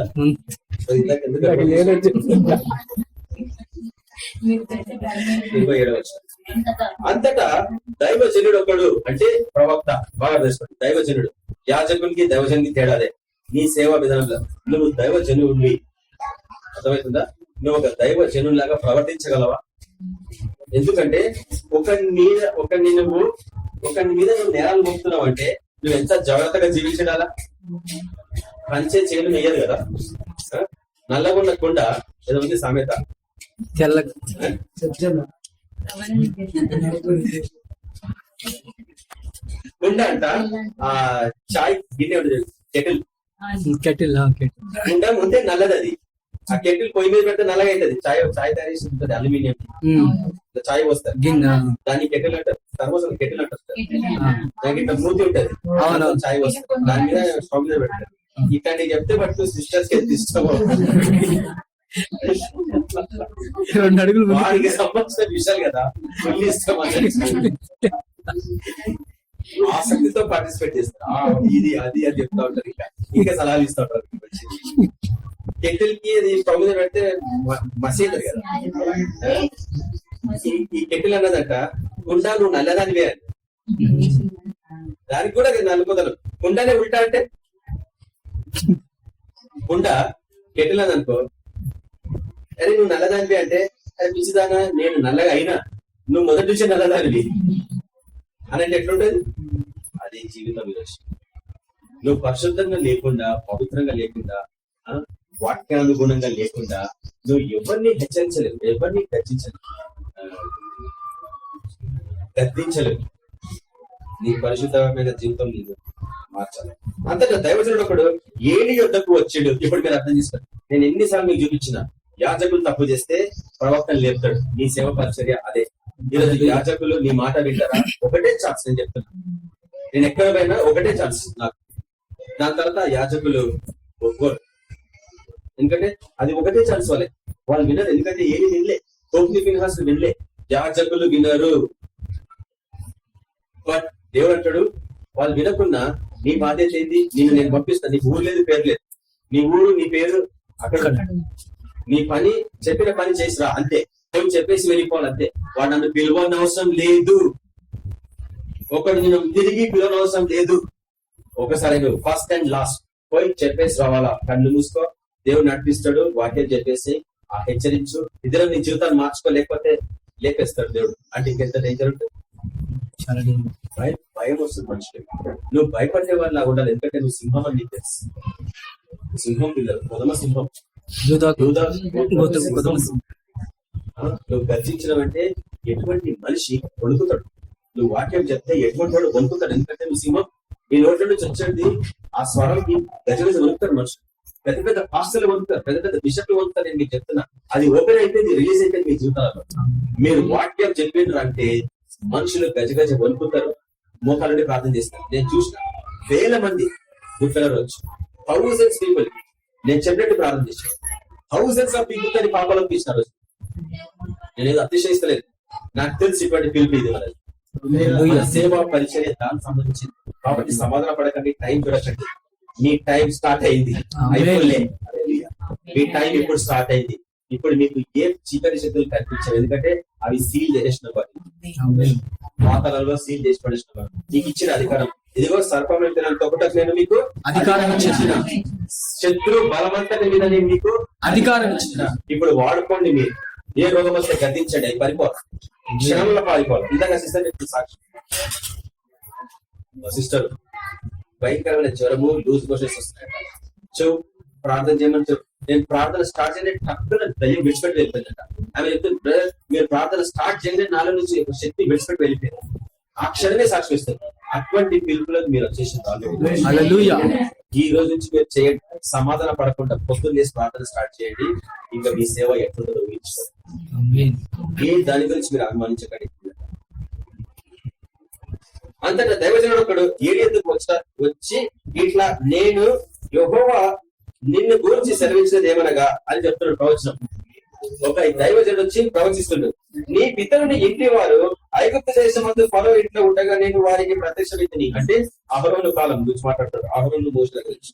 అతడు నా ముందర ఏఫోదును ధరించి నా బలిపీఠం మీద అర్పణములు ధూపములు అర్పించటకై నాకు యాజకుడగునట్లు ఇశ్రాయేలు గోత్రంలో నుండి నేను అతన్ని ఏర్పరచుకొంటిని. 12 గోత్రాలుంటే మీ ఒక్క గోత్రానికి నేను ప్రాధాన్యత ఇచ్చిన. లేవిని ఇశ్రాయేలు అర్పించిన గోప వస్తువులన్నిటినీ నీ పితరుని ఇంటి వారికి ఇచ్చి తిని. అన్ని అర్పణలన్నీ నా నివాస స్థలములకు నేను నిర్ణయించిన బలి నైవేద్యములను మీరు ఎలా తృణీకరించుతున్నారు? మిమ్మును త్రొవ్వు పెట్టుకున్నటకై. ఇంతగా చెప్పగలవా? ఇంత కఠినంగా వాక్యం చెప్పగలవా? నేను చెప్పేది చెప్తున్నావు అప్పుడు పందులేనే చెప్పినావు. కానీ కొవ్వు పట్టిన వాళ్ళు అంటే ఎంత భయంకరంగా ఉంటుంది. కొవ్వు పట్టిన అంటే ఎంత ఉంటుంది, చాలా కష్టం ఉంటుంది. దేవుని వాక్యం మాట చెప్పేస్తారు, కొవ్వు పట్టిన వాళ్ళలాగా మీరు ప్రవర్తించి సేవకులైంది అంటే ఎంతగా మీ మనసులు మందగిరినాయి, మీరు దేన్ని గ్రహించలేకపోతున్నారు. నా జల్లకు ఇశ్రాయేలు చేయి నైవేద్యములో శ్రేష్ఠ భాగములను పట్టుకొనొచ్చు, నాకంటే నీ కుమారులను నీవు గొప్ప చేయించున్నావు. నేను ఇక్కడికే ఆపేస్తా వాక్యం, మీకు కావాలంటే తర్వాత చెప్తా, లేదంటే ఇంకా చెప్తా. ఎందుకంటే నేను మిమ్మల్ని దృష్టి పెట్టు చెప్తున్నా. ఇక్కడికే వాక్యం చెప్పాలా మీ టైం ప్రకారంగా. లేదు మేము లేట్ పోయినా పర్లేదు అనుకుంటే ఇంకా కొంచెం కిందికి వస్తుంది వాక్యం, లేకపోతే ఇక్కడికి ఎండ్ అవుతుంది. నన్ను చెప్పుకోవద్దు మళ్ళీ వాళ్ళ భర్తలు.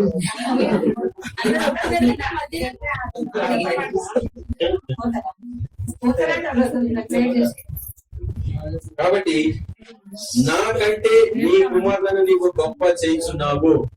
దేవుడు ఏలిని ఎందుకు ద్వేషిస్తున్నావు తెలుసా? నువ్వు నీ పిల్లల్ని నాకంటే ఎక్కువ ప్రేమించినావు. మత్తయి సువార్త 10వ అధ్యాయంలో నేను మీకు ఎన్నిసార్లు చూపించిన, నాకంటే మీరు ఎవరిని ఎక్కువ ప్రేమించనో నాకు పాత్రులు కారు. అది కాదు మన పిల్లలు ముద్దొస్తారు వాళ్ళు ఎందుకు ముద్దు పెడతావు, అది విగ్రహం అంటే ఎట్లుంటే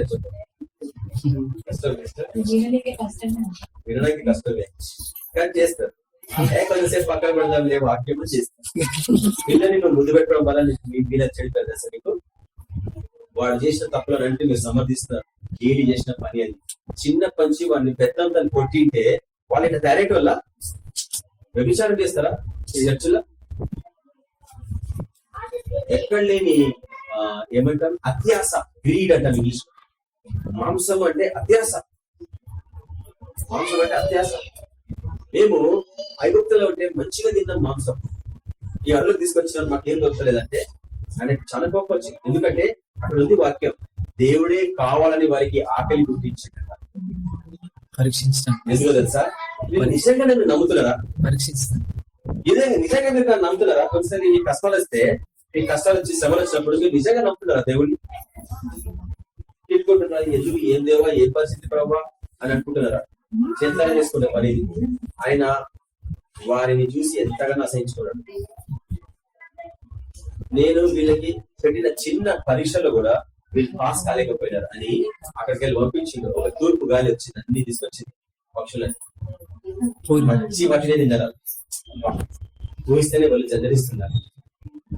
పచ్చి పట్టి తినేసి అప్పుడు దేవుని కోపం రగులుకుంది. వాళ్ళ నోట్లో ఉన్నప్పుడే తినక ముందే ఉగ్రత వచ్చేస్తుంది.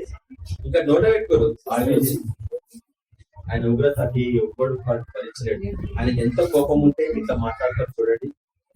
ఒక ప్రవక్త ద్వారా ఇట్లా మాట్లాడుతున్నాడు, నాకంటే నీ కుమారులను నువ్వు గొప్ప చేసినావు అంటే నీ కుమారులని నువ్వు దేవుళ్ళలాగా తయారు చేసినావు. ఇప్పుడు నీకు అర్థమవుతుందా?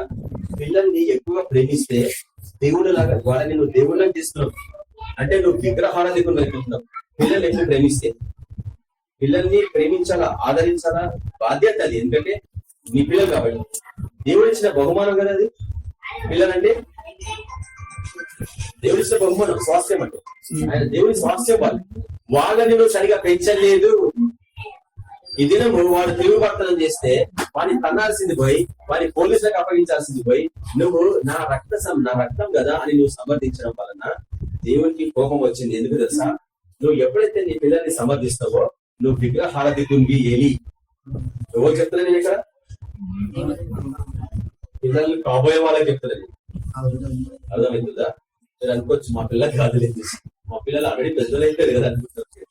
విగ్రహాలు చేసారు పిల్లలు. మా పాప ఎప్పుడు అంటారు తెలుసా? ఈరోజు కూడా పెద్దది, చాలా పెద్దది, 25, 26 ఏళ్ళు పాప. ఏమంటారు తెలుసా? నువ్వు మీ స్టూడెంట్స్ కి ఇచ్చినంత టైము, నువ్వు సేవలో మీ సేవలో ఉండే వాళ్ళకి ఇచ్చినంత టైంలో 1% మా కొరకు పెట్టినావా అంటది మా పాప. నేనేమని చెప్పాలా? ఒక రోజు 24 గంటలు మీద పాటు పనులు ఆమేన్. హల్లెలూయా. ఈ లోకంలో ఉండకపోతే మీతో పాటు, కానీ మీకు ఏమేమి కావాలో అవన్నీ నా బాధ్యత నిర్వర్తించిన. ప్రతి ఒక్కరికి ఒక మోటార్ సైకిల్ కొనిచ్చిన, అందరికి ఒక కార్ కొనిచ్చిన. నేనేమో డబ్బు స్కూటర్ మీద అనిపించుకుంటూ వస్తాను. అదే బోర్ వచ్చి అది శబ్దాలు వస్తుంటాయి, మోటార్ సైకిల్ బ్రేక్ సరిగా పనిచేయవు, లైట్ సరిగా పనిచేయవు, అదే అనిపిస్తున్నా. కానీ మీకు మంచి car i10 fully loaded sunroof car, మంచి కారు కొనిచ్చిన. సుజుకి యాక్సెస్ కొనిచ్చిన, యాక్టివా హోండా కొనిచ్చిన. ఇన్ని ఉన్నాయి. మీరు ఎప్పుడు అడిగితే అప్పుడు పిజ్జాలకు బర్గర్లకు పైసలు ఇచ్చిన, మీకు డబ్బులు పొందు చేయలే. వాడు కొనుకొచ్చుకున్నాడు షూ, 10,000 షూ, 10,000 రూపాయల షూ కొనుకొచ్చుకున్నాడు. నా లైఫ్ లో ఇన్ని సంవత్సరాలు కొనుక్కున్న షూస్ 10,000 ఖర్చు కానీ.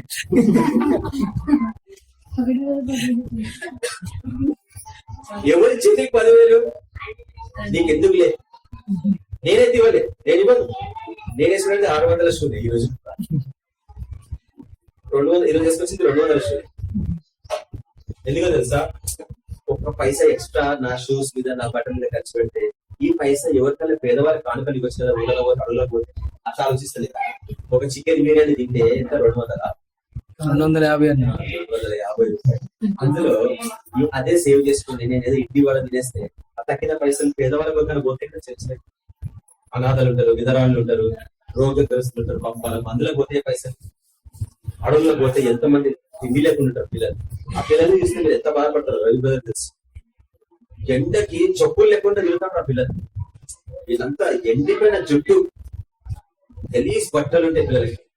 ఎన్ని సంవత్సరాలైతే వాళ్ళ తలకి నూనె పెట్టి ఇంత కొబ్బరి నూనె లీటర్ తీసుకుపోయి వాళ్ళ తలలో పోయాలనిపిస్తారు. మంచి చెప్పులు తీసుకుపోయి వాళ్ళకి ఇవ్వాలనిపిస్తారు. అదే నువ్వు చికెన్ బిర్యానీలు, పిజ్జా, బర్గర్ ఇక్కడ తినేస్తా ఉంటావు అని రోగాలు తెచ్చేసుకుంటా ఉంటావు. మళ్ళీ హాస్పిటల్ పోయి అదే పైసలు ఖర్చు పెడతా ఉంటావు. ఎంతమైనా బాగుందా చెప్పండి? ఏమైనా బాగుందా? కాబట్టి ఈ విధంగా జీవించడం నేర్చుకోవాలా. ఒకనొక దినం పైసలు లేనప్పుడు కూడా నువ్వు పలకగలవు.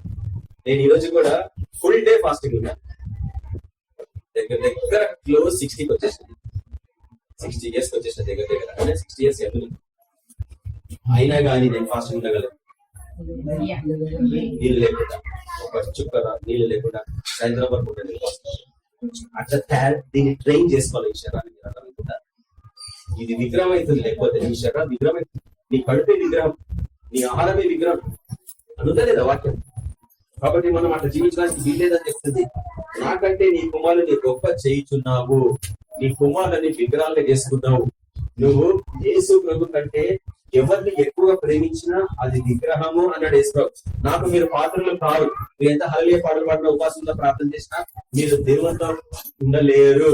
నాకు పాత్రలు కావాలంటే నాతో పక్కన నిలవలేరు మీరు అని నేను ఆయన పక్కన నిలబడాలని ఆశపడుతున్నాడు. కానీ నువ్వు అవకాశం ఇవ్వలేని స్థితిలో ఉన్నావు. ఎందుకంటే నువ్వు నీ పిల్లల్ని ఎట్లా పెంచుతున్నావు ఈరోజు. మొహమాట పడద్దు. నేను చెప్తున్నాను, నేను ఎవ్రీ ఈవినింగ్ ఎంత లేట్ అయినా మొక్కలంగా పెట్టవాలి. ఈ రోజు ఇప్పుడు మేము తీర్మానించుకున్నాం పిల్లల్ని ఎట్లున్నా కానీ, ఎంత పని చేసినా, ఎంత అలసినా కానీ మోకాళ్ళ మీద రాత్రి ప్రార్థన చేయాల్సిందే. నువ్వు చేస్తున్నావా? నీ పిల్లలతో నీ మోకాళ్ళ మీద కూర్చొని ప్రార్థన చేస్తున్నావా? నువ్వు నీలో ఏది గుణగణం ఉందేమో పరిశీలించుకో. మళ్ళీ నువ్వే ఏడవాల్సి వస్తుంది. ఎందుకంటే నువ్వు అసలు పోగొట్టుకుంటావు. ఇది మనకు కొంచెం కష్టమైన వాక్యం. నీ ఇంటి వాళ్ళను, నీ పితరుని ఇంటి వాళ్ళను నా సన్నిధిని యాజకత్వం జరిగించుదునని యెహోవా ఆజ్ఞ ఇచ్చినను, ఇప్పుడు అది నా మనసుకు కేవలము ప్రతికూలమాయను. నీ యాజకత్వం తీసేస్తున్నా, నాకు ఇష్టం లేదు. తరతరాలు నీకు యాజకత్వం ఇవ్వాలన్నమాట. దేవి కొడుకుల నేను దాన్ని ఎందుకు ఇచ్చిన రాని బాధపడుతున్నా. సేవకుల గురించి ఈరోజు ఆయన ఎంత బాధపడుతుందో ఊహించుకోండి. ఈ వాక్యం ఒకసారి జ్ఞాపకం తీసుకున్న ప్రభావ, నేను ఉన్నాను ప్రభావ, నేను నీకు సంతోషపరుస్తున్న ప్రభావ. తీర్మానించుకుంటాను.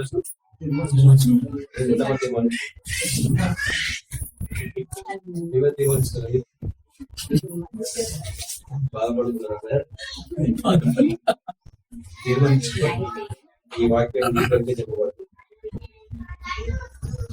నన్ను తృణీకరించేవారు తృణీకారము అందెదరు. ఎందుకు నన్ను తింటారు తెలుసా సేవకులు? ఇప్పుడు అర్థమవుతుందా?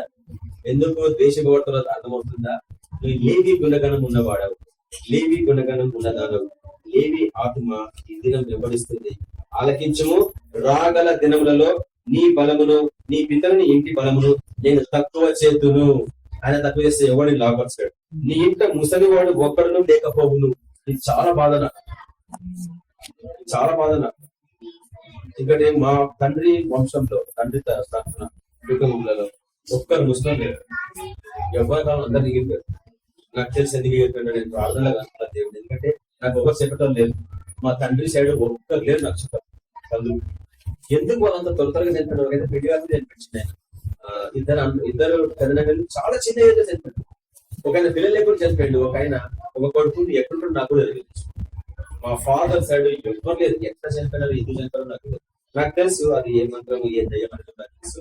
దాని నుంచి నేను ఇక్కడికి బంద్ నా తర్వాత ఆ పిల్లలకు మా పిల్లలకి రావాలని లేదు, దాన్ని నేను బంధించేసుకున్నాను. నాకు తెలిసి అంటే బంధించుకున్నాను. అదే మీకు చూపించిన కూడా చాలా మందికి ఎట్లా వాటిని తెలుసు, వాటిని ఎట్లా బంధించుకోవాలా, ఎట్లా స్టాప్ చేయాలి. నీతో నీ రక్తం దగ్గరనే ఎండ్ అది, నీ రక్తంలో నుంచి నెక్స్ట్ తరానికి పోవడానికి వీలేదు.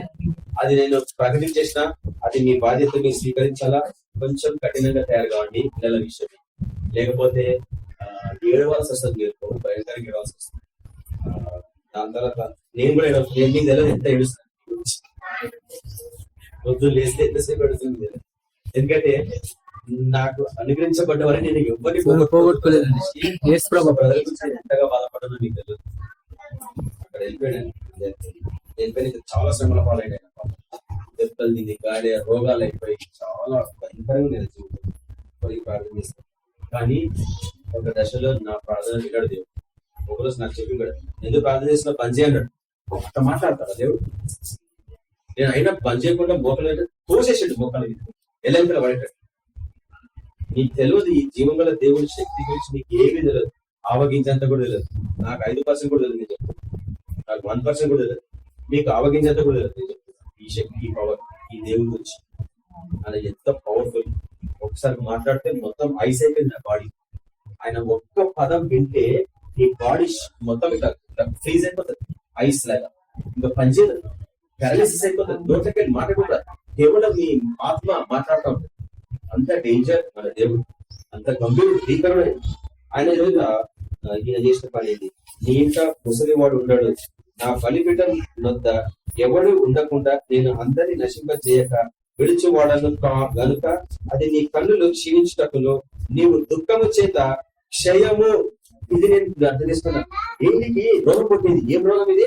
క్షయమగుటకు సాధనమగును నీ సంతానపు వారందరూ వయకాలమందు, అంటే యవన కాలమందు, ముసలిగాక ముందు వయకాలమందు మరణమవుదురు. ఒక ప్రవక్త ప్రవచించుకుంటుడు, అడ్రస్ లేని వాడు. నీ ఇద్దరు కుమారులైన హోఫ్ని ఫీనహాసు నాకును సంభవించినది నేను చెప్పిన దానికి నీకు సూచనగా ఉండను. ఒక నాటి అంటే వారిద్దరు మరణమవుదురు. ఇది ప్రవచనం. ముఖం జనుడు వచ్చి ప్రవచించబోతున్నాడు. తర్వాత నాకు ఒక యాజకుని నేను నియమితును, అతను నా యోచనను బట్టి నాకు అనుకూలంగా యాజకత్వం జరిగించును. అతనికి నేను నమ్మకమైన సంతానము పుట్టించును. అతడు నా అభిషక్తుని సన్నిధిని ఎప్పటికీ యాజకత్వం జరిగించును. నీ గురించి మాట్లాడుతున్నాడు ఈ ప్రవచనం. చాలా మంది తెలియదు. లేవి యాజకత్వం తర్వాత నమ్మికమైన ఒక యాజకుని నేను చెప్తాను. ఆయన బిడ్డల మనము నమ్మకమైన యాజకులాగా ఉండాలా. శాశ్వత కాలము నీ సేవ అట్లా ఉంటదంట. ఎప్పటికీ ఆయన సన్నిధిలో అతను నా అభిషక్తుడు, నువ్వు అభిషేకం పొందినవాడు, నువ్వు అభిషేకం పొందిన శాశ్వత కాలము ఆయన సన్నిధిలో నువ్వు అభిషేకం జరిగిస్తూనే ఉంటావు. అందుకే నువ్వు సావు, అందుకే నువ్వు సావు. క్లోజ్ చేయాలి. ముగిస్తున్న వాక్యం. ఈ ప్రవచనం నెరవేరడం నేర్చుకోవాలి. ఈ ప్రవచనం ఎట్లా నెరవేరు చూపించేసి నేను వాక్యం ప్రవచిస్తాను. మొదటి సమయం గ్రంథం 3వ ఆ కాలం మంది 2వ వచనం. ఆ కాలం మంది ఏది కనుల మంద దృష్టి గలవైనందున అతడు చూడలేక తన స్థలమందు పండుకొని ఉండగా దీపము ఆరిపోక మునుపు నీ జీవితమే దీపం. సమూయేలు దేవుని మందసమున్న యెహోవా మందిరంలో పండుకొని ఉండగా దేవుడు సమూయేలుతో మాట్లాడుతున్నాడు అని మీకు తెలుసు. నేను అక్కడి నుంచి కిందికి వెళ్ళిపోతున్నాను. 11వ అంతటా యెహోవా సమూయేలుతో ఇలాగ సెలవించాడు, ఇశ్రాయేలులో నేను ఒక కార్యము చేయబోతున్నాను, దానిని వినువారందరి చెవులు దింపుడు మనును. ప్రవచనం నెరవేరే టైం బాగా తీసుకోండి. ఆ దినమున ఏడి యొక్క ఇంటి వారిని గురించి నేను చెప్పిన అంతయు వారి మీదికి రప్పించును, దాన్ని చెయ్య మొదలుపెట్టి దాన్ని ముగించును. దేవుని కోపం ఎంత భయంకరమైన ఊహించుకోండి. ఆయన చేతికి దొరికినామంటే ఫినిష్. ఆయన చేతికి మనం దొరకదు. కాబట్టి ఆయన మీకు అందుబాటులో ఉన్నంత వరకు ఆయన వెతుక్కోండి, ఆయన అతుక్కోండి, పట్టుకోండి. ఆ రాయి మీద పడితే గుణకలు కావాలి, నీ హృదయం అంతా విరిగి నలగాల. ఉల్టా రాయి మీద పడినట్టే నువ్వు అడ్రస్ లేకుండా పోతావు ఎన్నికబడి చూపిస్తాడు వాటికి. ఈ సేవ పరిచర్య అదే. యేసు ప్రభు దొరికే కాలంలో నువ్వు అదే పట్టుకొని ఆయన మీద పడాలా, ఆ బండ పిలిస్తే ఆ బండ మీద నువ్వు పడాలా, పడి నీ హృదయం నలగొట్టుకోవాలా. విరిగి నలిగిన హృదయమే ఆయన కోరుకున్నాడు. నీవు ఎంతగా ఆ శ్రమలని, ఆయన శిలువ మరణంలో ఎంత పొందిన ఆ శ్రమలు, ఆ వారం అంతా అవన్నీ నువ్వు అనుభవపూర్వకంగా చూడాలా. అర్థమవుతుందా? నీ శరీరంలో ఆ గాయాలు కనిపించాలి. ఒకరోజు నాకు కనిపించింది, నా ఈ మీద గాయాలుండే. ఎందుకు చెప్తున్నా అర్థం కాదు. నువ్వు నిజమా ఈ గాయమా? రాత్రి కనిపిస్తుంది గాయం, కలలో నిజంగా పొద్దున స్నానం చేసి మా మిస్సెస్ చూపిస్తే గాయాలు ఎట్లొస్తే గాయం చెప్పండి. ఇది ఆశ్చర్యం కదా. నేనేదో కథ చెప్తున్నాను మీకు, మీరు నా మీద నమ్మకం నేను కేర్ కూడా చేయను, వెంటనే మాట్లాడతాను. ఎందుకంటే ఇప్పుడు నాలో వచ్చింది పౌల ఆత్మ అని తెలుసు. ఆయన ఆత్మని నేను అడుగుతున్నాను, నాకు బయలుపరిచి వాడిని నిర్మాణించుకోవాలను, రోషం కలిగి జీవితం నేర్చుకోవాలి. లేకపోతే సైద్యాలు నీ మాటలు వినవు, మంత్రాలు నీ మాటలు వినవు. మంత్రగాళ్ళతో నేను ప్రతిరోజు కొట్లాడుతున్నాను. నేను ఒక వ్యక్తి గురించి ప్రార్థన చేసిన, నేను ఆ బిడ్డకి నీకు మధ్యలో నిలబడ్డాను, నన్ను ఎదుర్కో ఫస్ట్, దాని తర్వాత ఆ పిల్లగాని ఎదుర్కో, ఆ పిల్లలు ఎదుర్కో, అమ్మాయిని ఎదుర్కో, అబ్బాయిని ఎదుర్కో, అసిస్టెంట్ అబ్బాయిని ఎదుర్కో, నేను మధ్యలో అందుకు నేను మీ గురించి బాధపడాలి. ఒక తండ్రి హృదయం ఎట్లుంటుంది అనేది నేర్చుకుంటాను యేసు నుంచి. మీ సేవలో మీరు అట్లా తయారు కావాలా. అర్థమవుతుందా? మీరు అట్లా తయారు కాకపోతే మీకు ఏలికి తేడలేదు. కాబట్టి ఏలికి వారి దోషంలో వారి చేత నైనను నైవేద్యం చేత నన్ను ఎన్నటికీ ప్రాయశ్చిత్తము చేయబడదు అని నేను ప్రమాణ పూర్వకంగా ఆజ్ఞాపించింది. ఎవడు ప్రార్థన చేసినా గానీ ఏలియా నేను క్షమించాను. ఎందుకంటే నీ పిల్లల్ని నువ్వు నాకు వ్యతిరేకంగా విగ్రహాలు చేసుకున్నావు, నీ పిల్లల్ని బొమ్మలు పెట్టుకుని పూజించినావు, అంతగా నీ పిల్లలకి ప్రార్థించినావు. వాడిని ఖండించకుండా వాడు చేసిన పాపం నువ్వు సహించినావు. వాడిని శిక్షించలేదు, వాడిని నువ్వు శిక్షించాల్సింది. శిక్షించకుండా వాడిని ఉద్యోగానికి దిగాల్సింది నువ్వు. నేను అనేది ఇస్తాను. అర్థమవుతుందా? నేనంటే కంపల్సరీ వాడిని నా తర్వాత వాడి ఉద్యోగం ఇవ్వండి, వాడి పాపం చేస్తాను. చర్చలే ఒక చెప్పేసి వచ్చిన నేను. అర్థమవుతుందా? కోట్ల కొలది ఆస్తి అది చర్చలు ఈరోజు, కోట్ల కొలది విలువ భూమి ఉపజెప్పేసి వచ్చేసాను ఏదో చేయకుండా. కాబట్టి ఇటువంటి జీవన విధానాన్ని మీరు ఏర్పరచుకోకపోతే మటు మిమ్మల్ని చూడండి. ఆయన అంటున్నాడు, నా ఎవడు ప్రార్థన చేస్తే గాని నేను ఈ ప్రార్థనను ప్రాయశ్చిత్తము నేను చెయ్యను. కొన్నిసార్లు నువ్వు ఎంత ప్రార్థన చేసినా వాటికి స్వస్థత రాదు, నువ్వు ఎంత ప్రార్థన చేసినా వాళ్ళకి స్వస్థత రాదు. నువ్వు ఎందుకు ప్రభావ నేను ఇవ్వను. ఒకటే, నువ్వు ఇంతగా ప్రయాసపడుతున్నావు, అంతగా నువ్వు ప్రార్థన చేయి, వాడి ఆత్మను కాపాడుతావు. కానీ వాడి శరీరం నేను కాపాడు, వాడి శరీరంలో పాపం చేసింది కాబట్టి వాడి శరీరం నశించుకోవాల్సిందే. కానీ నువ్వు ప్రార్థన చేసే కాబట్టి నీ ప్రార్థన బట్టి వాడి ఆత్మ నేను కాపాడు. అర్థమవుతుందా? అంటే సరే ప్రభా ఆత్మ అట్లా ప్రార్థిస్తుంది. అవును ప్రభా, సరే ప్రభా, నేను నీ చిత్తం నెరవేరుగా. అందుకంటే ఏం చేస్తాను, 5 years క్రితం ఒక ఆయన చనిపోయింది. ప్రభా వద్దు ప్రభా, పిల్లలు చిన్నగా ఉన్నారు ప్రభా, కొంత కాలం ఈ ప్రభా అంటే ఎగ్జాక్ట్లీ 5 years ఆపేడు అన్నమాట. 5 years తర్వాత చనిపోతుంది కదా బెడ్ మీద. నేను ప్రార్థన చేస్తాను, ఇంకెన్నిసార్లు ఇవ్వాలనుకుంటున్నావు, ఇప్పుడు నేను ఇవ్వను నీకు అన్నాడు. మాట్లాడే దేవుడైనా నువ్వే వింటలేవు, వేస్ట్ చేసుకుంటున్నావు నీ టైం. ఆయన స్వరం వినడం నేర్చుకో, నీ జీవితం మార్చుకో. ఆయన స్వరం ఒక్కసారి వింటే నీ శరీరంలోని ప్రతి బలహీనతలు పరిగెత్తిపోతాయి. నువ్వు ఎందుకు సమాధాన పడుతున్నావు నీ చెడు అలవాటు నుంచి? దాన్ని అసహించుకో. ఈ రోజు నుంచి ఎట్లా అసహించుకుంటావు? ఒక్కసారి ఆయన స్వరం మీద ఒక్కసారి ఆయన వినడం నేర్చుకో, నీ జీవితం టోటల్గా మారిపోతుంది. సమూయేలుకి దేవుడు చెప్పాడు, ఈ అధ్యాయం అంతా చిన్నవాడు ఏలీకి సంబంధించిన ప్రవచనం దైవజనుడు ప్రవచించాడు. అది ఇప్పుడు నెరవేరే టైం. క్లోజ్ చేస్తున్న వాక్యం ఇప్పుడు చూడండి. నువ్వు మనసం పెట్టుకో, వేసుకున్న నామం పెట్టుకో, వేసుకున్న పక్షం బతుకో, ఏమైనా తీసుకో. నీ తిరుగుబట్టం ద్వారా, నీ యొక్క అపవిత్రమైన జీవితం ద్వారా, నీ యొక్క ఆశ ఏమంటారు, అతి ఆశ, దురాశ, అతి ఆశ, దురాశ, అతి ఆశ. ఎందుకంటే ఎక్కువ నెల ఎక్కువ మాంసం తీసుకోవాలి, పక్కన అమ్ముకోవాలి, మనీ తెచ్చుకోవాలా.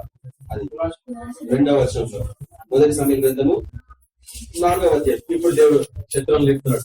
నేను ఎన్నిసార్లు చెప్తున్నా, దేవుడు బిడ్డలు తప్పు చేస్తే శత్రువులు తీసుకొస్తాడు. నువ్వు పాపం చేస్తే నీకు వ్యతిరేకమైన మనుషులు తీసుకొస్తాడు. వాడు ఎందుకు నాకు వ్యతిరేకమైన నువ్వు ఏడుస్తావు. పోలీసులకు పోతా, ఆడిపోతా, ఏడిపోతా, ఎవ్వరి సంటే నీకు నేను చెప్తున్నా. వ్యతిరేకం ఎదురు చెప్తారు దేవుడు అర్థం చేసుకున్నాడు ఈ వాక్యం చూపించేసి ఇక్కడ క్లోజ్ చేస్తా. ఇక్కడ అంత పిల్లలు కూడా డిస్టర్బ్ అవుతున్నారు. అక్కడ ఇశ్రాయేల్ ఫిలిస్తీన్లతో యుద్ధం చేయటకై బయలుదేరి ఎబెనేజర్ లో దిగగా ఫిలిస్తీన్లు అఫేకులో దిగిరి. ఎంతమంది తెలుసు ఎబెనేజర్ అంటే అర్థం? అర్థం ఇంతవరకు తోడుగా ఉన్నావు పాటలో ఇంతవరకు తోడుగా ఉన్నామని పాడవుతున్నారు. ఎబెనేజర్ అంటే ఇప్పుడు ఎబెనేజర్ అనే వాళ్ళకి తోడు. ఇంత భయంకరం అర్థమవుతుందా? ఎబెనేజర్ లో దిగిండ్రు శత్రువులు వచ్చి. ఎబెనేజర్ అనే స్థలంలో ఇంతవరకు తోడుగా ఉన్న స్థలంలో కూడా శత్రువులు రాగలుగుతున్నారు. ఎందుకు? నువ్వు చేసిన తిరిగిపడుతున్నావు, నువ్వు యాజకుని, నువ్వు చర్చ్ ఈ సంఘానికి లీడర్వి, నువ్వే తప్పిదం చేసినావు, నీ పిల్లలు తప్పిదం చేస్తారు, నువ్వు సరి చేసుకోవాలి నీ జీవితాన్ని. కాబట్టి నీకు క్షయ రోగం రాక తప్పదు. ఈ రోగము నుంచి ఏ టాబ్లెట్ వేసుకున్నా, టీబీ టాబ్లెట్ వేసుకున్నా తగ్గదు. నువ్వు ఎంత మటన్ ఉన్నా, ఎంత చికెన్ వండినా, ఏం తిన్నా తగ్గదు. చాలా మంది అంటారు టీబీ రోగం వస్తే కప్ప తినాలంటారు. నువ్వు కప్ప తిను, మాంసం తిని, ఏం తిను నీకు పోదు. ఎందుకంటే దేవుడు పెట్టిన రోగాన్ని ఎవ్వడు తీయలేడు. డాక్టర్ మా వల్ల కాదంటారు. కాబట్టి ఫిలిస్తీన్లు ఇశ్రాయేలు మీద తమను యుద్ధ పంతులుగా తీర్చుకొనగా వారు యుద్ధంలో కలిసినప్పుడు ఇశ్రాయేలు ఫిలిస్తీన్లు ఎంత ఓడిపోయి యుద్ధ భూమిలోనే ఎక్కువ తక్కువ 4,000 మంది హతులైనారు. యాజకుడు తప్పు చేస్తే చర్చ్ మెంబర్స్ అందరు కూలిపోయినారు. అట్లా చెప్తే బాగుంటుంది. అర్థమవుతుందా? శత్రువులు వచ్చి చర్చ్ మీద పడితే పాస్టర్ తను తింటాడు, చర్చ్ మెంబర్స్ తను తింటాడు. కుదరలేదా ప్రపంచంలో? వ్యత్యాసంగా మీరు ఎందుకు కూడా బాగుంటారా? మీకు అర్థం కావట్లేదు. కాబట్టి జనులు పాలెంలోనికి తిరిగి రాగా ఇశ్రాయేలు పెద్దలు యెహోవా నేడు మనలను ఫిలిస్తీన్ల ముందర ఎందుకు ఓడించెను? షిలోహులోనున్న యెహోవా నిబంధన మందసమును మనము తీసుకొని మన మధ్య ఉంచుకుందాం రండి. మందసం పెట్టుకుంటే గెలుస్తాం అనుకున్నారు. చేసిన తప్పుని సరి చేసుకోకుండా మందసం పెట్టుకుందాం అనుకుంటారు. అది మన మధ్య ఉండిన కదా, అది మన శత్రుల చేతుల నుండి మనం రక్షించాలనుకునేది. కాబట్టి వాళ్ళు తీసుకొని పోయారు. ఇప్పుడు దాన్ని తీసుకొని పోయినారు. ఏం చేసి చూడండి. కాబట్టి 10వ వచనం, ఫిలిస్తీన్లు యుద్ధం చేయగా ఇశ్రాయేలు ఓడిపోయి అందరూ తమ డేరాలకు పరిగెత్తి వచ్చి మందసం ఉండగా కూడా. అప్పుడు అధికమైన వధ జరిగిను. ఇశ్రాయేలులో 30,000 కాల్భాగము కూలీలు. 30 + 4 34,000 మంది వచ్చారు. జస్ట్ ఒక పాస్టర్, 2 పిల్లలు చేసిన పాపానికి మొత్తం ఎంతమంది? 34,000 మంది. 34,000. చాలా బాధాకరం కదా. ఈరోజు అర్థమవుతుందా? సేవ జీవితంలో మనం ఎట్లా పోగొట్టుకుంటున్నాం మనుషులు ఈ పాపపు జీవితం ద్వారా. 11వ వచనం, మరియు దేవుని మందసము పట్టబడెను. అదిగాకను హోప్ని ఫినెహాసులు ఏలి యొక్క 2 కుమారులు హతులయ్యిరి. ప్రవచనం నెరవేరింది. నీకు ఊరు పేరు అవసరం లేదు. నువ్వు ప్రవచించినావంటే నెరవేరుతుంది. నువ్వు పబ్లిసిటీ ఇచ్చుకోవు. నా పేరు ఫలాని పేరు వాళ్ళని చర్చ మెంబర్ అని చెప్పుకోను. అర్థమవుతుందా? నీకు ఇచ్చిన పని ఒకటే, ప్రభుని మహిమపరచాలా, ఆయన ఏ పని చేస్తే అది చేసి రావాలా, అంతకంటే ఏం లేదు. లేకపోతే దయ్యాలు వినాలి మాట ఉల్టా నీ మీద అది అవి పడతాయి మీద. అతడు వచ్చినప్పుడు ఏది ఒకటి తప్పించుకొని వచ్చాడు. వీడు ఎవడంటే బెన్యామీని గోత్రీకుడు ఉంది అక్కడ. ఆశ్చర్యం నాకు. 12వ వచనంలో ఆనాడే బెన్యామీని ఒకడు యుద్ధం ముందుకే తప్పించుకొని వచ్చాడు. బట్ట దీనిపై గాయాలి. అతడు వచ్చినప్పుడు ఏది మందసంపు విషయమై గుండె కొట్టుకుంటుందట. త్రోవ పక్కన పీఠం మీద కూర్చొని ఎదురు చూచుండను. కళ్ళు సరిగ్గా కనిపిస్తుంది. ఆ మనుషుడు పట్టణంలోకి వర్తమానం తేగ పట్టణస్థులందరూ కేకలు వేసి ఏడుస్తుంటారు. అయ్యో ఏమైంది ఏమైంది ఏమైంది. అందుకు 12వ వచనం, అందుకు అతడు ఇశ్రాయేలు ఫిలిస్తీన్ల ముందర నిలవలేక పారిపోయి జనులలో అనేకులు హతులైరి. హోప్ని ఫినెహాసు అను నీ 2 కుమారులు మృతులైరి. మరియు దేవుని మందసము పట్టబడను అని చెప్పాను. ఆయనకు తెలిసింది ప్రవచనం నెరవేర్తాడు. పిల్లలు చనిపోయినా పర్లేదులే, కానీ మందసము పెట్టే పట్టబడిందే అనగానే ఏమి చూడండి. దేవుని మందసము అన్న మాట అతడు పలకగానే ఏలి ద్వారము దగ్గర ఉన్న పీఠము మీద నుండి వెనకకు పడి మెడ విరిగి చనిపోయారు. ఎందుకో తెలుసా? లంగ్స్ కి పట్టుకుంటది టీవీ. క్షయరోగం. ప్రవక్త ప్రవచించిపోయింది క్షయ చేత నశించేదవారు. ఒక్కసారి ఊపిరి బ్యాక్టీరియా, పీకేరంటే బ్యాక్టీరియా, అది తింటది లోపల తెలుసా. బ్యాక్టీరియా తింటది. వైరస్ రక్తంలో ఉంటది, బ్యాక్టీరియా తింటది. అందుకే చూడండి, ఈ విషయం బాగా అర్థం తీసుకోవాలా. ఆయన సన్నిధికి మనం వచ్చి గోచారాల అన్న ఎట్లా ప్రార్థన చేసింది, అంత బాధ వేదనతో ఇక అంతరంగా రావాలా ప్రార్థన. అటువంటి ప్రార్థన స్పందిస్తారు. నీ బలం తెలిసి నీ బిడ్డలు పొందాలంటే ఈ దినం నుంచి వేదనతో మూలుగులతో ప్రార్థించడం నేర్చుకోండి. సైతాన్ మీద మట్టుకు గాంటించడం నేర్చుకోండి. అర్థమవుతుందా? ఎవరికైనా దయ్యం పట్టినా, ఎవరైనా బాధలో ఉన్నా గాంటించడం నేర్చుకోండి. రోడ్ అంటాం ఇంగ్లీష్ లో. సింహం ఎట్లా అరుస్తుంది అతని అరవాల, అప్పుడే గజగజలు వదులుతాయి దుష్ట శక్తులు, మనుషులు పారిపోతాయి. కాబట్టి ఏం జరిగింది క్లోజ్ చేస్తున్న వాటి ఏదైనా అతడు వృద్ధుడై బహు స్థూల దేహి అయ్యుడను, బహు బరువు లావు గలవాడట మనిషి. అతడు 40 సంవత్సరంలో ఇసలకు న్యాయము తీర్చను. కాబట్టి ఇప్పుడు అర్థమవుతుందా ఎందుకు ఆ స్త్రీ ఇకపోదు అనే అంశం ఇది వాక్యం. యాక్చువల్గా ఇకపోదు అంటే దేవుని యొక్క మహిమ, దేవుని మందిరాన్ని విడిచిపెట్టి వెళ్ళిపోయింది. అంత చనిపోయారు. మామ చనిపోయాడు, భర్త చనిపోయాడు, ఆమె కూడా చనిపోయాడు. నిర్మాణ రీతిగా స్త్రీనే కదా. కాబట్టి చూడండి, ఈ విషయం గ్రహించిన నువ్వు ఈ పిల్లల్ని ఎట్లా పెంచుతున్నావు? సమాధాన పడకండి. ఎందుకంటే దేవుడు నిన్ను శిక్షిస్తాడు పిల్లలు బట్టి. కొన్నిసార్లు పిల్లలు లేకుండా మంచిది అనిపిస్తే శిస్తారు, కానీ మంచిది అనిపిస్తారు నాకు తెలిసి. ఎందుకంటే దానికి బట్టి లెక్క ఉంటుంది. పిల్లలు లేకపోతేనేమో లెక్క ఉండదు, పిల్లలు ఉంటే మటుకు నీకు లెక్క ఉంటుంది. నువ్వు ఎట్లా పెంచుకోవాలని నువ్వు వాడు నిలబట్టు కొట్టలేదు, వాడు చదువుకోమంటే చదువుకోలేదు, వాడిని బలవంతంగా నువ్వు చదివిలేదు. చదువు రాకపోవడం కూడా దయ్యం. నీకు చెప్పలేదు సార్, చదువు అవ్వకపోవడం అంటే దయ్యం. దాని నుంచి పిల్లలకు విడుదల నాకుంటే దయ్యం పట్టించాను. దాని నుంచి విడుదల వదిలినాక చదువు బాగా పిల్ల 10th క్లాస్ వరకు నాకు చదవలేదు. అసలు ఏం నాకు తెలియదు. ఈరోజు కూడా స్కూల్లో ఏం చదువుతున్నాను, అదొక దయ్యం అని చెప్తున్నాను మీకు ఈరోజు. కాబట్టి దాని నుంచి మీరు విడుదల పొందాలా, మీ పిల్లలకి విడుదల మీరు ప్రకటించాలా. వాడు చదవకపోతే నేను చెప్తాను నీ పరిస్థితి ఏమిటి. వాడు పెద్దగైనాక బరువులు మోసినప్పుడు నువ్వు బాధపడతావు. అర్థమవుతుందా? కఠినంగా మా ఫాదర్ కొట్టేటోడు చదువుకుంటే 2:30 గంటలకి పొద్దున లేపేటోడు. 10th క్లాస్ 2:30 గంటలకు కూడా లేపుతారా మీ పిల్లల్ని? మా నాయన లేపో కట్టే పెట్టుకుంటాడు, అక్కడ కొట్టేటోడు చేయలేదు. కానీ టూ వచ్చిన చేయలేదు కొట్టుకోడు, ఇంకా నొప్పింటాడు తప్ప. ఒకసారి నేను ద్వేషించేవాడిని, కానీ ఈరోజు నేను అనుకుంటాను ఆయన చేయబట్టి నేను ఈరోజు ఆయన కూడా సేవకుడు. ఆయనతో పాటు ఈ సేవ పెట్టి ఆయన పాస్టర్ పనిచేస్తుంది. ఆయన వాక్యం చెప్తే నేను కూర్చొని వినేటోంది. నేను ఎప్పుడైనా వాక్యం చెప్తే ఆయన కూర్చొని వినేటోడు. ఇంటికి వచ్చినాక కరెక్ట్ తీసుకోడు, నువ్వు తప్పు చెప్పలేదు వాక్యం, నువ్వు తప్పు చెప్పినావు. నీకు తెలియదు బైబిల్లో 2 ఆనకులు ఉన్నారు. నాకు అర్థం తెలియదు 2 ఆనకులు ఉన్నారని బైబిల్. ఆయన చనిపోకముందు చెప్పిన రోజు నువ్వు ఈరోజు తప్పు చెప్పిన వాక్యం. కయ్యూను గర్భంలో హానోకు పుడతాడా? ఉన్నాడు అక్కడ బైబిల్లో 2 ఆనకులు. నేను ఆ హానోకే ఈ నాకు అనుకుంటున్నా. ఈ హానోకు వేరే, ఆ హానోకు వేరే, అది నాకు తెలియదు ఆయన చెప్పేంత. కాబట్టి చూడండి, ఆయన శారీరకంగానే తండ్రి కాదు, ఆత్మీయంగా నాకు తండ్రి లాగా ఉంటాయి మా ఫాదర్. ఈ సేవ ప్రచారంలో అట్లా ఉండాలా. మీ పిల్లల కథ ఉంటుందా? మీ కుటుంబ పిల్లలు కానీ మీకున్న పిల్లలు కానీ అట్లా పెంచడానికి తీర్మానించుకొని ఇద్దరు ప్రార్థించుకోండి. నా పుట్టిన పిల్లల్ని నేను అట్లా తయారు చేసుకుంటా, ఆనకు తయారు చేసి తీర్మానించుకున్నాను. నేను ఎట్టి పరిస్థితుల్లో ఏడిలాగా ఉండను, ఎట్టి పరిస్థితుల్లో ఆనకు ఫినియస్ లాగా నా పిల్లల్ని నేను పెంచను, వాళ్ళని భయంకరంగా కొడతా.